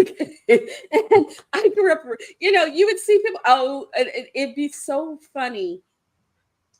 Some of the furniture, people get that first apartment furniture, and I have relatives who, everything would be black and chrome or black and gold, or or the coffee table and the end tables were all glass. Oh God, don't get me into that one. It was all glass and go, oh my I was goodness. like, does that Oh, flashback to my grandparents? it would be like, and it's like you can't walk over there. It's like, but I can't get to the, no, you're not supposed to sit there. Well, where am I supposed to see that place on the floor over there? That little place? That's where you can sit. That little bare place on the floor, that's where you can sit. And it's like, especially when you can't. It's like, well, can I go into the bedroom and watch television? No, No. everybody's going to be out here. There's nowhere for us to sit and play. There's nowhere for us to do anything. At least in the bedroom, we could watch television. Well, when I was a little child, and we're talking Southern Black folks, people who've come up from the Deep South, the thing that they would yell at us all the time was children are meant to be seen and not heard. So you were supposed to sit there and you would go, hey, can we cartoon whatever? It's like, no, but it's no, but no. He is sitting there and half the time, if they put on something you want to see, the adults are all talking. Mm-hmm. They're sitting there smoking, drinking, talking, and you can't hear what you Rudolph's on. Okay, you can watch Rudolph in here, and then they're sitting, talking, drinking, and you realize if it was the other way around and it was something they wanted to see, and we were sitting up there making a noise, there would be bruises. Because See, that's the reason wherever I went to like visit like grandparents on my father's side, I'll be like one of the first ones to be like, I'm going to go outside. When everybody got around, it's like, oh, we're about to talk at this, that, or the other, because they truly believe in that. It's like, I'm going outside to play. I don't want to be around this. I want to be outside. Let's go outside and play. Because if you don't go outside and play, it's like, yeah, you are very limited in what you can do.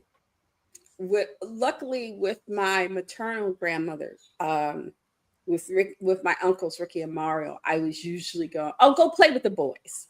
It's like, okay, because it's like I can sit and read comic books, or I could, we could build things.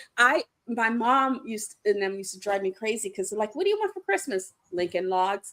That's not a girl thing, but and it would be like, I would be that defiant child. I'll be like, prove it. Prove it.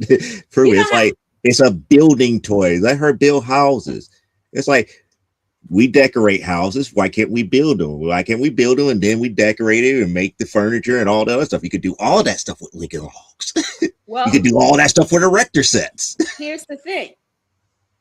Parents would, the old joke, I'll give you 5 reasons why that's not allowed. 1, 2, 3, 4, 5. It'd be like, I know that one very well too. It's like, fine. For the longest time, I wanted a race car set. I wanted a race car. See, that's probably one of the reasons why I would probably be. I probably would be one of the best fathers to tomboys. You want a racing set? Okay, let's go. And I'll be like, let's play. I wanted a race car set. I wanted Lincoln Logs. I loved. Yeah, my Aunt Julia had her Barbies, and Barbies were cool. But Lincoln Logs, you could build stuff.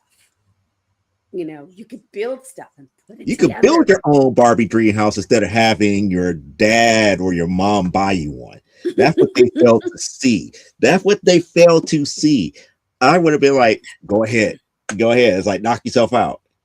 I quit asking because I overheard a relative pull my mother aside and say, maybe you should have somebody look at her.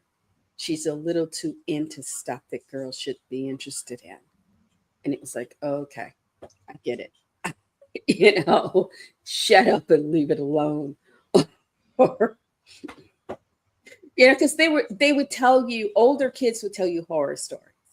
If you didn't, especially for girls, if you didn't fit the norm, they would send you places. And oftentimes they were places you couldn't get out of, even when you became an adult. Madam Frou School for the girls. You will learn how to be a proper lady. But I am a proper lady. No. No, we had the Audi home. But Audi home is for criminals. You're not a criminal. No. Teenagers back in the 60s, if you were a difficult child, too inquisitive, too off the nod, you could get threatened with being sent to the Audi home or worse. My mother would go, yeah, there's places like the Audi home. I can put you in the Audi home and you'll never get out. And even if somebody knows where I've put you, they won't care. So for us, that was our boogeyman, And then, of course, her Kent came up with the Jim Shoe Creeper and the Wahoo Man. which See, I loved. I, I loved her Kent as a kid. You know, Saturday Night Radio talking about the Jim Shoe Creeper and the Wahoo Man. I'm so happy that I grew up watching a lot of game shows, and I still like watching a lot of classic game shows.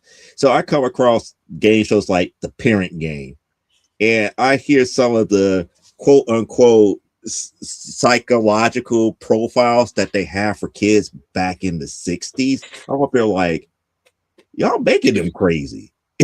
Y'all making them crazy. Well, also I have come to understand that I was probably my uncles and I were probably neurodivergent as children, but they didn't test children in the 60s for neurodivergency. In fact, they didn't even have the term neurodivergency See, back didn't then, e- didn't no. exist. You were either you were a decent child or you were a problem child. And a lot of times, those that were deemed problem childs were not real problem childs. It was just more along the lines, your interest does not align with social standards at this point. And or you learn differently than other children. Mhm. And just like they very rarely tested boys, they never tested girls.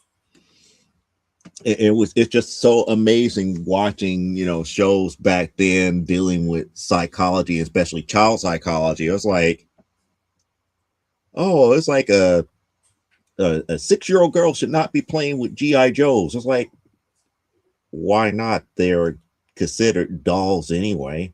They're Oh, but dolls for boys. go They're to a collect. dolls. That's just no different than having a Ken doll going to war.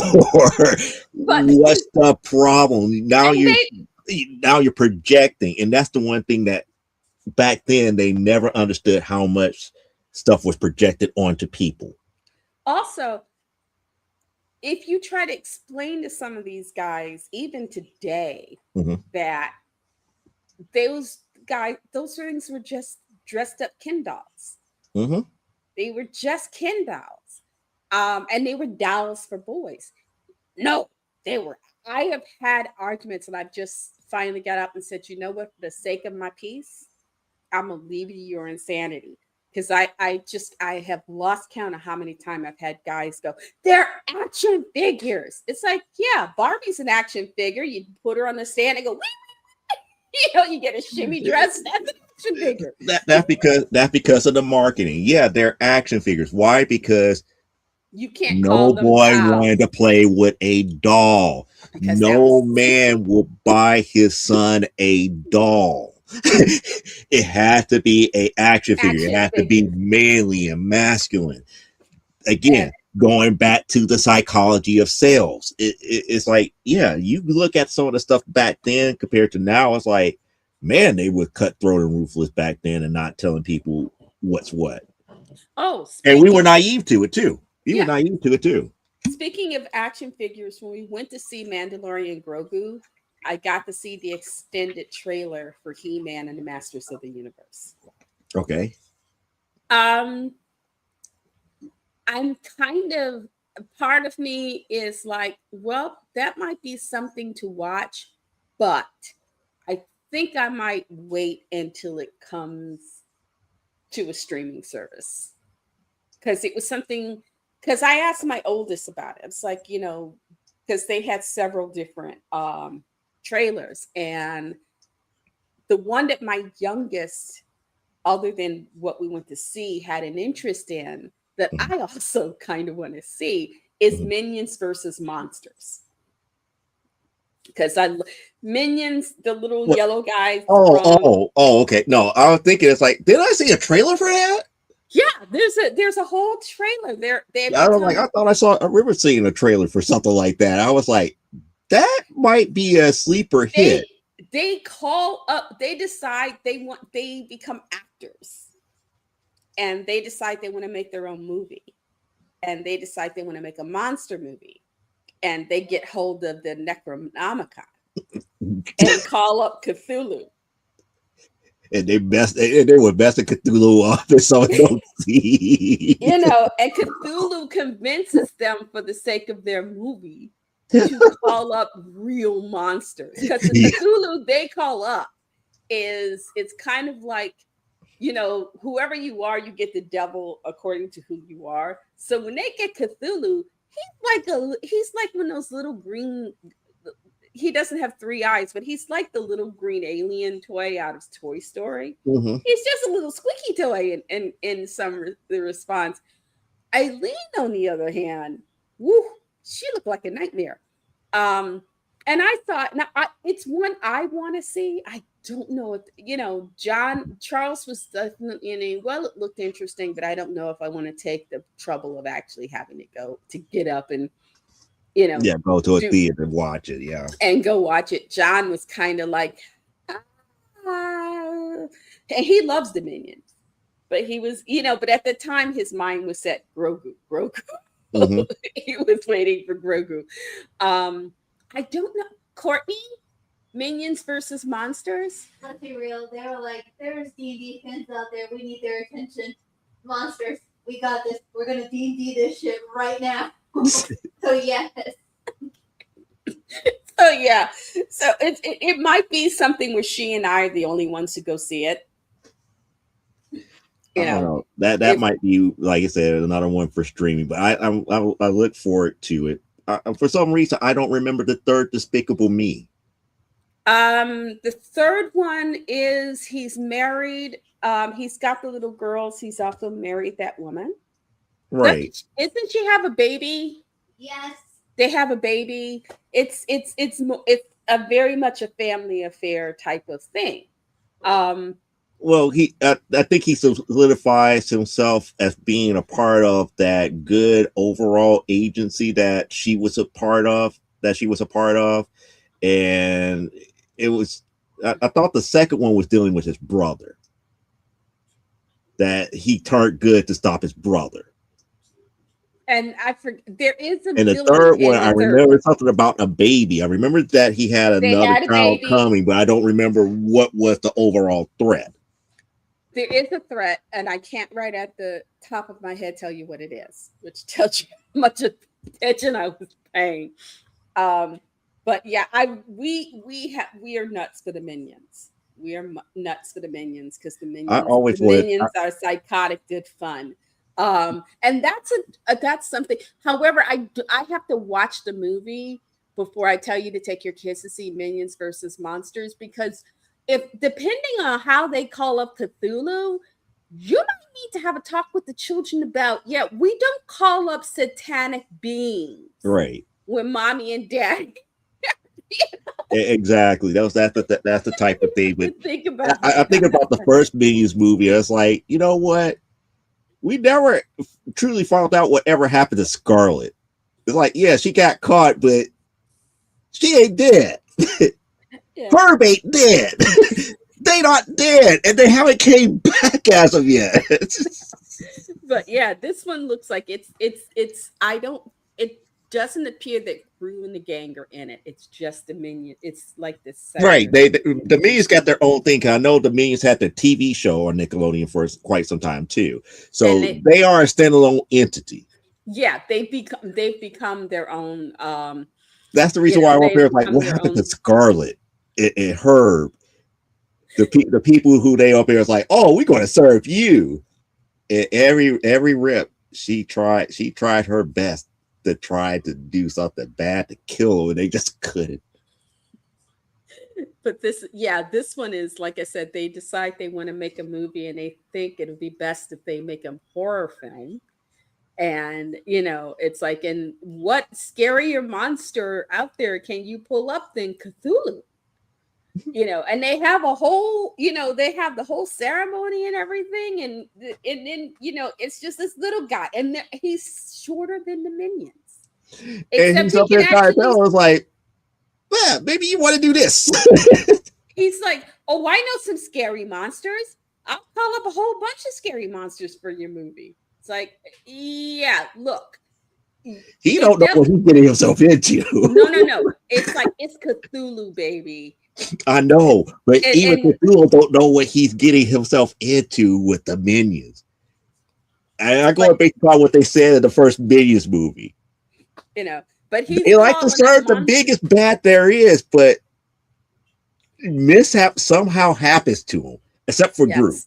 Gru was the only one that survived the meeting so far. Everybody else, man. So yeah, I am kind of looking forward to it. Um, I'm I'm thinking I might have to just get up on an afternoon, an early matinee or an early afternoon matinee like we did with this one. And if anything else, maybe Courtney and I can go and split popcorn and get a couple of sodas and yell at children. You in Frighten the movie theater parents. talking about Auntie Moo can't hear the movie. Be quiet. Say, I will slap your mama.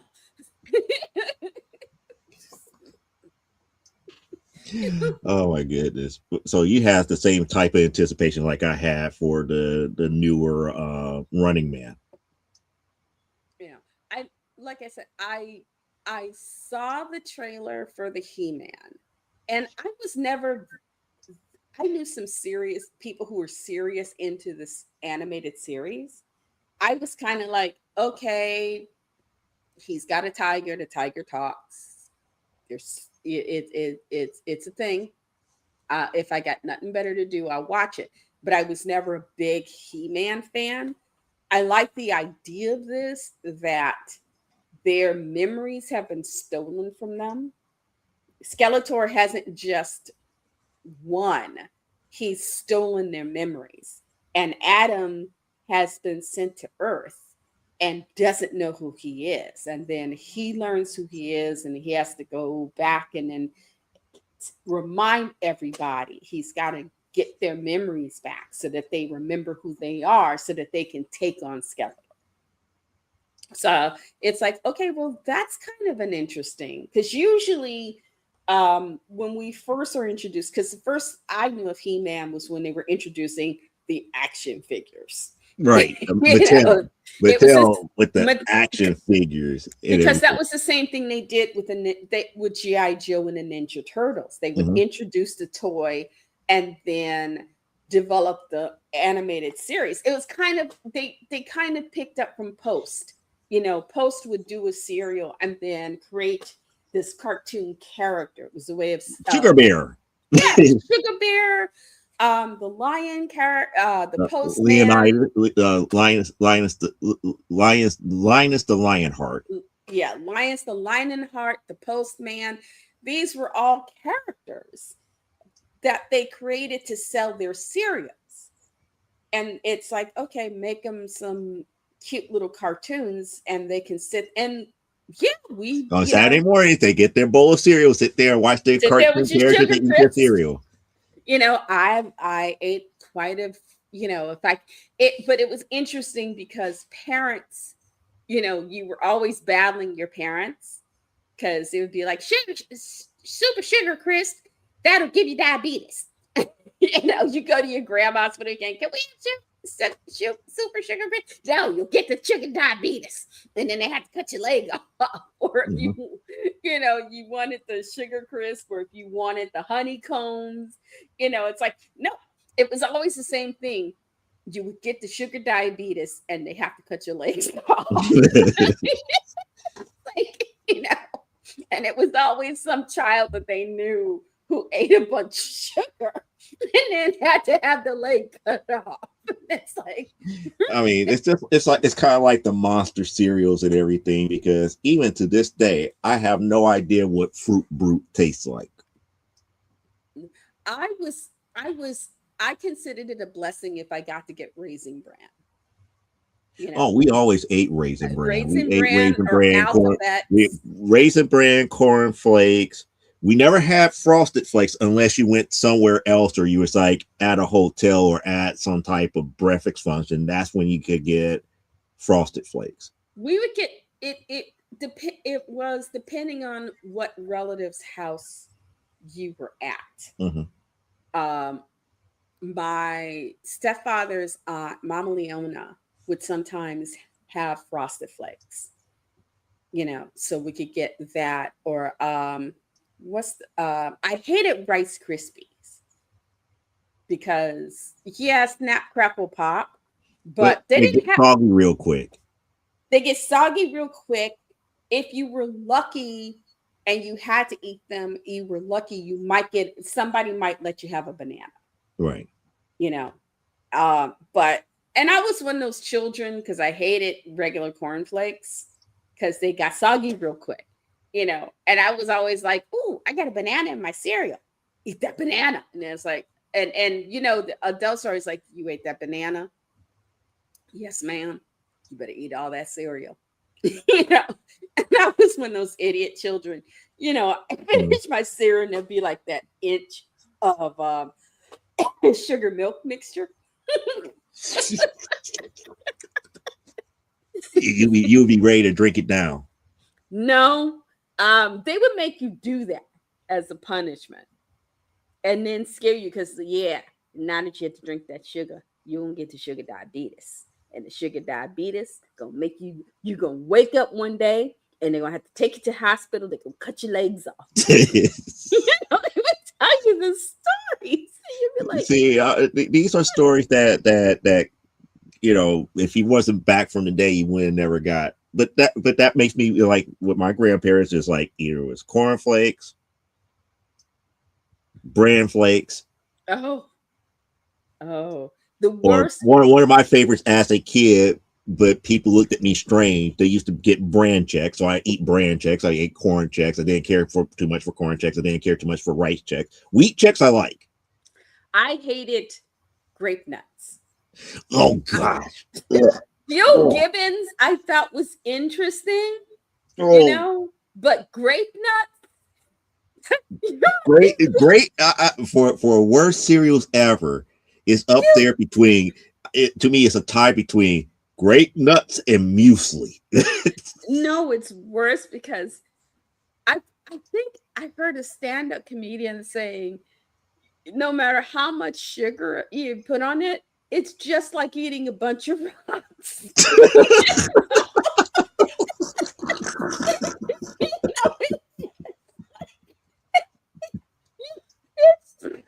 Both grape nuts. The cereal that has no flavor, it just rocks. That's why they had this guy because he was a naturalist and he probably I would say my uncles and I every once in a while when we got stuck with that we know what it is, don't we? He knows some place with this stuff. It's like a type of dirt and he knows where to find this dirt. He's so post about it and they dig this dirt up and they clean it so it's just the rocks. There's nothing you can add to grape nuts that make it tasty. I don't care. Bananas. I mean, no about a fruit, no about a sugar. You could not put anything in grape nuts to make it taste good. It was just milk. And the thing is milk didn't make it soggy. Sometimes it made it harder. Sometimes it made it harder. It was like eating igneous rock. It was just we used to wonder if there was some place in the world where they found igneous rock that was edible, and they convinced all these health food nuts. Because here's Yul Gibbons, and they put Yul Gibbons in magazines and stuff, how he used his own hair to create fishing lures so he could go out and fish and whatnot. And my father one day said, he probably lives in a mansion somewhere where nobody can find him, and he just does this for the camera. It's like, okay, but that don't make the cereal taste any better. It's like, it's igneous rock. Don't believe me? Go. They still make grape nuts. They still make grape nuts. Get you a box of grape nuts. But I would say we're not even saying go make a normal bowl of grape nuts. You could get a small little helping, about no bigger than that. Oh, in fact, and you'll be like, nope, never again. Because the thing about grape nuts, if you ate a big bowl of these things, you got diarrhea. One of two things would happen. You would either you would have a bad case of the crapazolas, or you couldn't go. It's more. It's usually the second. You couldn't go. That's Yeah, sticking to it the was like walls, so you're lining great. on your stomach and everything. You're up there like, I need something to move. I gotta get it moving. And it made you feel at least 50 pounds heavier. And the thing is, it's like, how is this? And you would ask somebody, you would go to the adults because the adults were supposed to know everything. And you would say, how is this supposed to be healthy? You said this is supposed to be good. This is supposed to be good for me. I haven't gone in 3 days. How is this supposed to be healthy? How is this healthy? You can't go. You either can't get off the toilet or you can't go near it. It's and it was never the in between. If you were a child, great. There should have been a sign. There should have been a thing from the Surgeon General warning: do not feed this to anybody under 75 because it is not safe. Because the grape nuts was dangerous. It would make you sick. It would kill you. You know, I just I look at that whenever I see it. And my kids, the first time they ever looked at me like they might want to consider grape nuts, it's like that's poison. It's like you don't want that. That's poison. It'll make your heart will just you wake up and your heart will be out of your body. I can't stay here. You have fun. Bye. It's poison. I'm just up here. It's like, man, like I said, grape nuts and muesli got to be up there. Like either 1 and 2 or one tied as the worst cereals ever. And muesli. I had not heard of muesli until the 80s when health food kick really got into full swing. Yeah, and because That's muesli, which was actually something was based on a European cereal. Mm-hmm. And now I find out most Europeans don't even eat muesli. They eat warm breakfast. They it's like hobbits. They have croissant. They Mm-hmm. have eggs. They have bacon. You go to Britain and they have bacon that's like one piece of bacon is like half a slab, the equivalent of half a slab of American bacon. And when they eat cereal, what they call cereal is what we call like either cream of wheat or oatmeal. They don't eat dry cereal. Porridge. Right. In Britain, it's called porridge. I will say, as I've gotten older, I do tend to eat more oatmeal, but it's the flavored instant oatmeal. Mm-hmm. I like the blueberries. I like to mix the blueberries and cream and the strawberries and cream together, or the bananas and cream. I like do a true suicide. Mix them all together. No. You don't like strawberry one? I like the strawberry one, and I'll have the strawberry one. I think I have the strawberry one with the banana. And then I forget what I have the blueberry, because there's 4 different fruit ones. Yeah, the strawberry, banana, blueberry, and whatchamacallit. What's the orange one? Peaches and cream. Peaches and cream. Yeah, peaches. And I'll usually have I'll either have banana with peaches and cream, or I'll have the strawberry and the blueberries. So that's how I. I will mix all 4. I don't have a problem mixing all 4. And then if I want a big bowl, I will just add the maple brown sugar to whatever mix I'm having. But I eat that in the winter because that's a heavier, breakfast.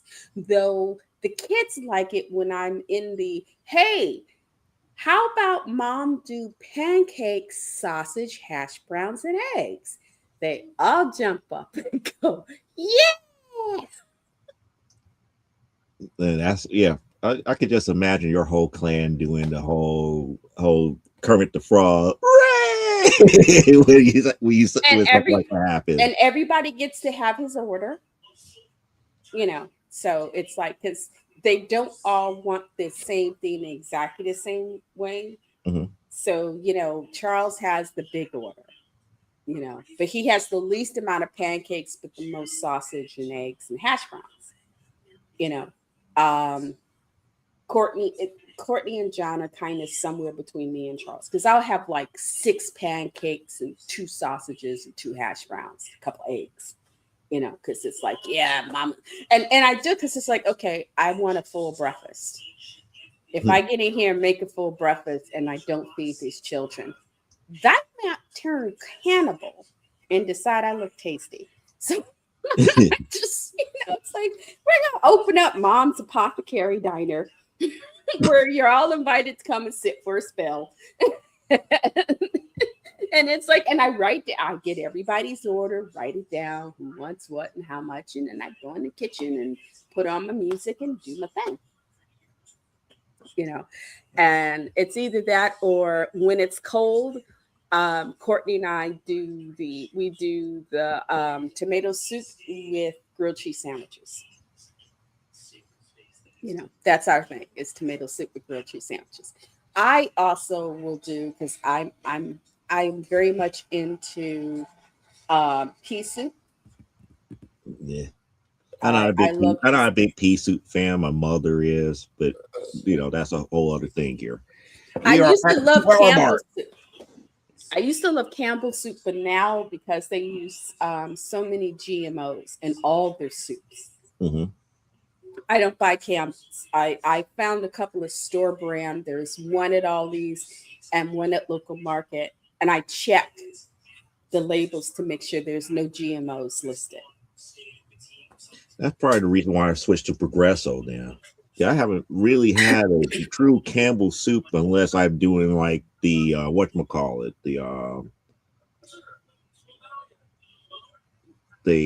what do they call it? The chunky, the soup that eats like a meal brand of Campbell soup. Yeah. My favorites of those was the split pea and ham is a favorite of mine. And then the what is it? It's the beef and barley. Right, that's the one that either the beef and barley or the beef stew. This wasn't called beef stew; it was called something similar to that. Yeah, I like the beef and barley, but those, even their basic stuff has GMOs in it, and there are certain things that I can find. A Progresso's super too watery for me. They're just too watery. Every once in a while, I get these German soups at Aldi. And there's this German soup at Aldi. There's split pea and ham. It's not bad. See, I remember when back in the day when Aldi had like these little bitty cans of soup here. And those little bitty cans, is like, if you don't pay attention to it, it could be the most saltiest soups ever. Because those were the ones that were ultra concentrated and you had to add water to it. You had to add water.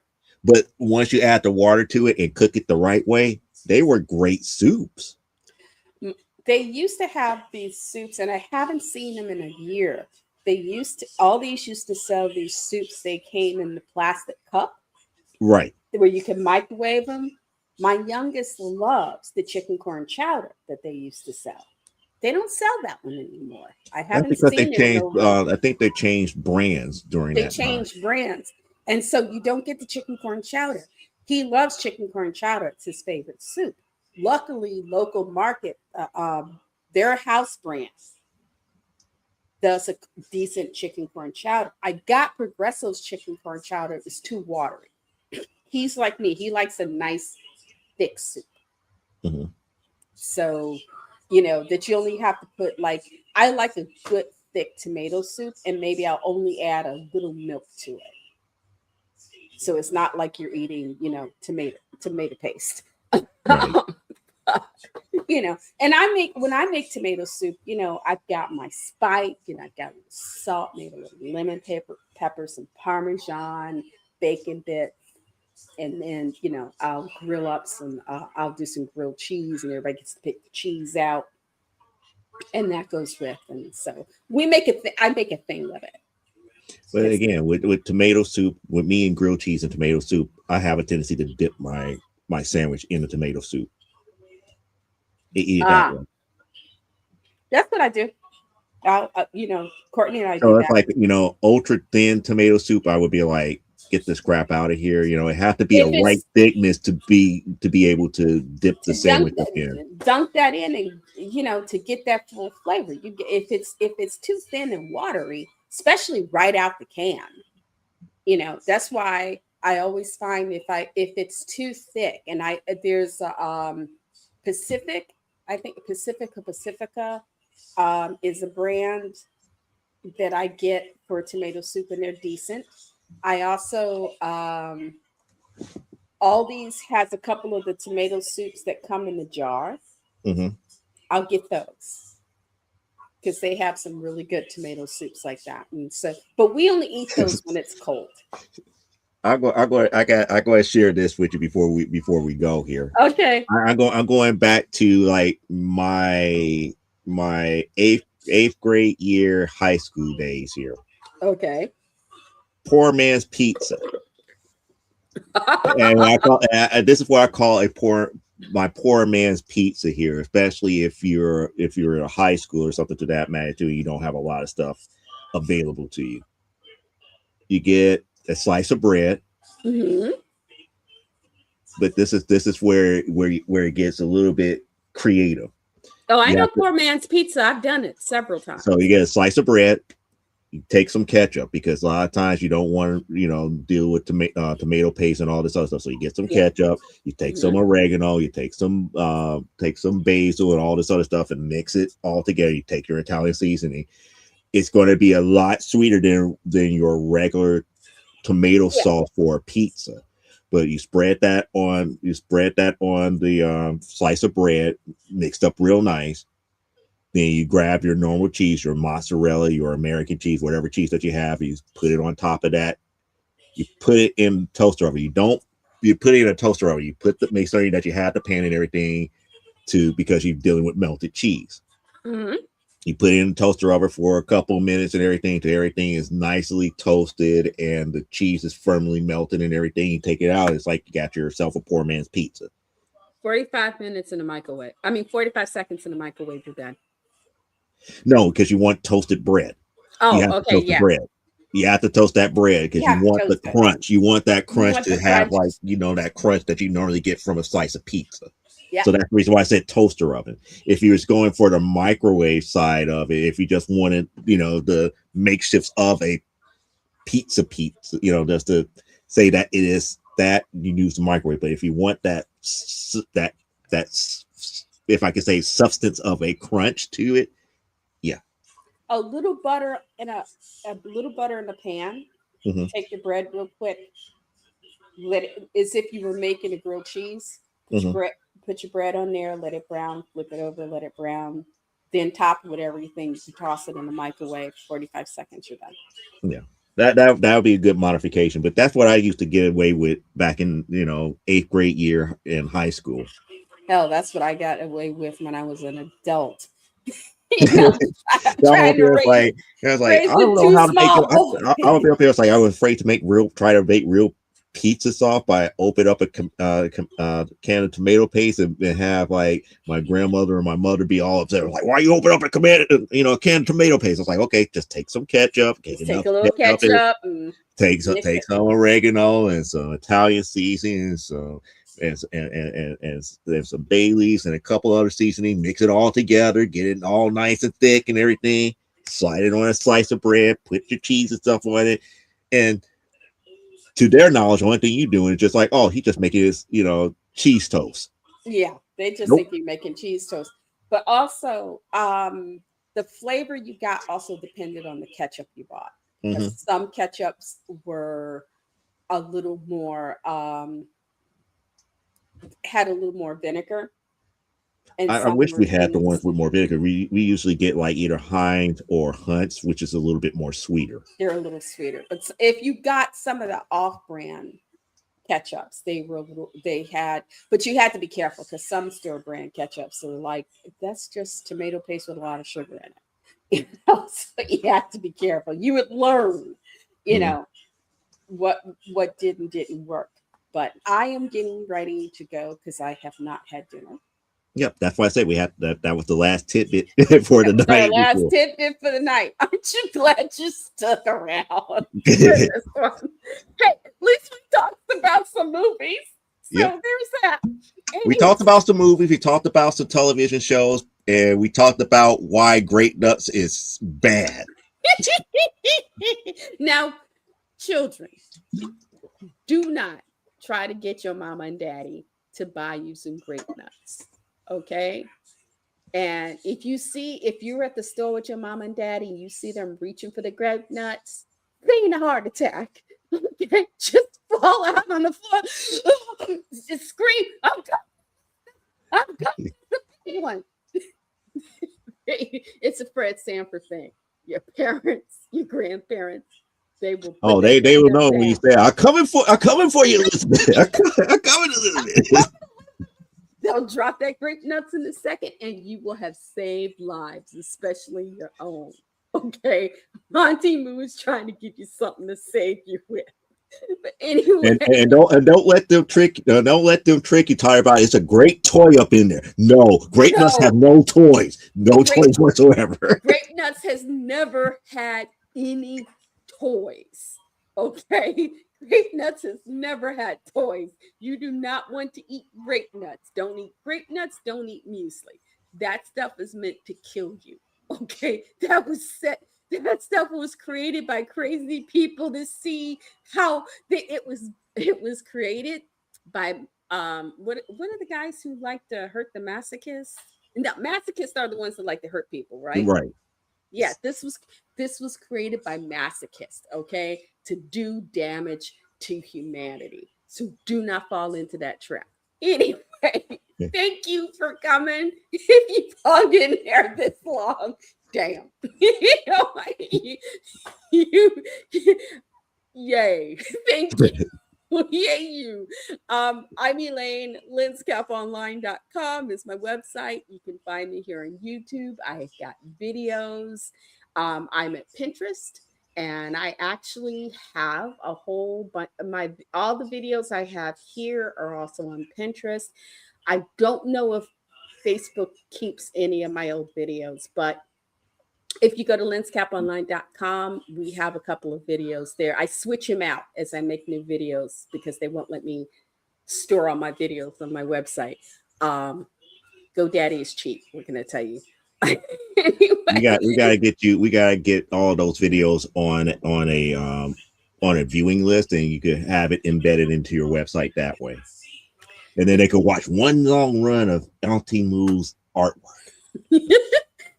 but yes, thank you for coming. Whether you watch us live, whether you come and, you stumble on us later, doesn't matter. We're just happy that you're here. Y'all take care. Don't kill anybody unless you absolutely have to. Okay. Peace out. All right. Oh shoot! Hold on, you won't let me. Oh, there we go.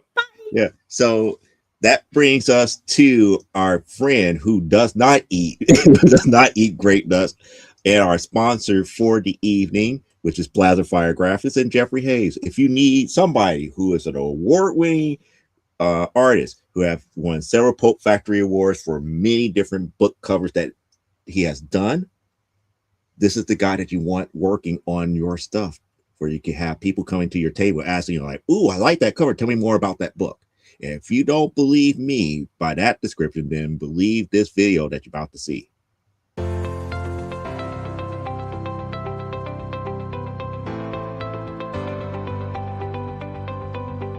You've worked hard and written a great book.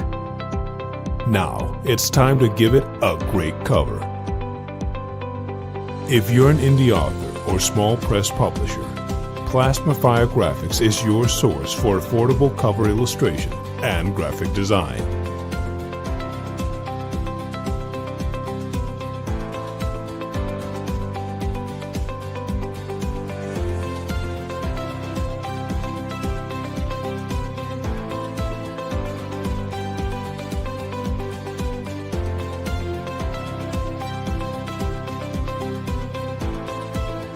Plasma Fire Graphics, when the look of your book matters to you.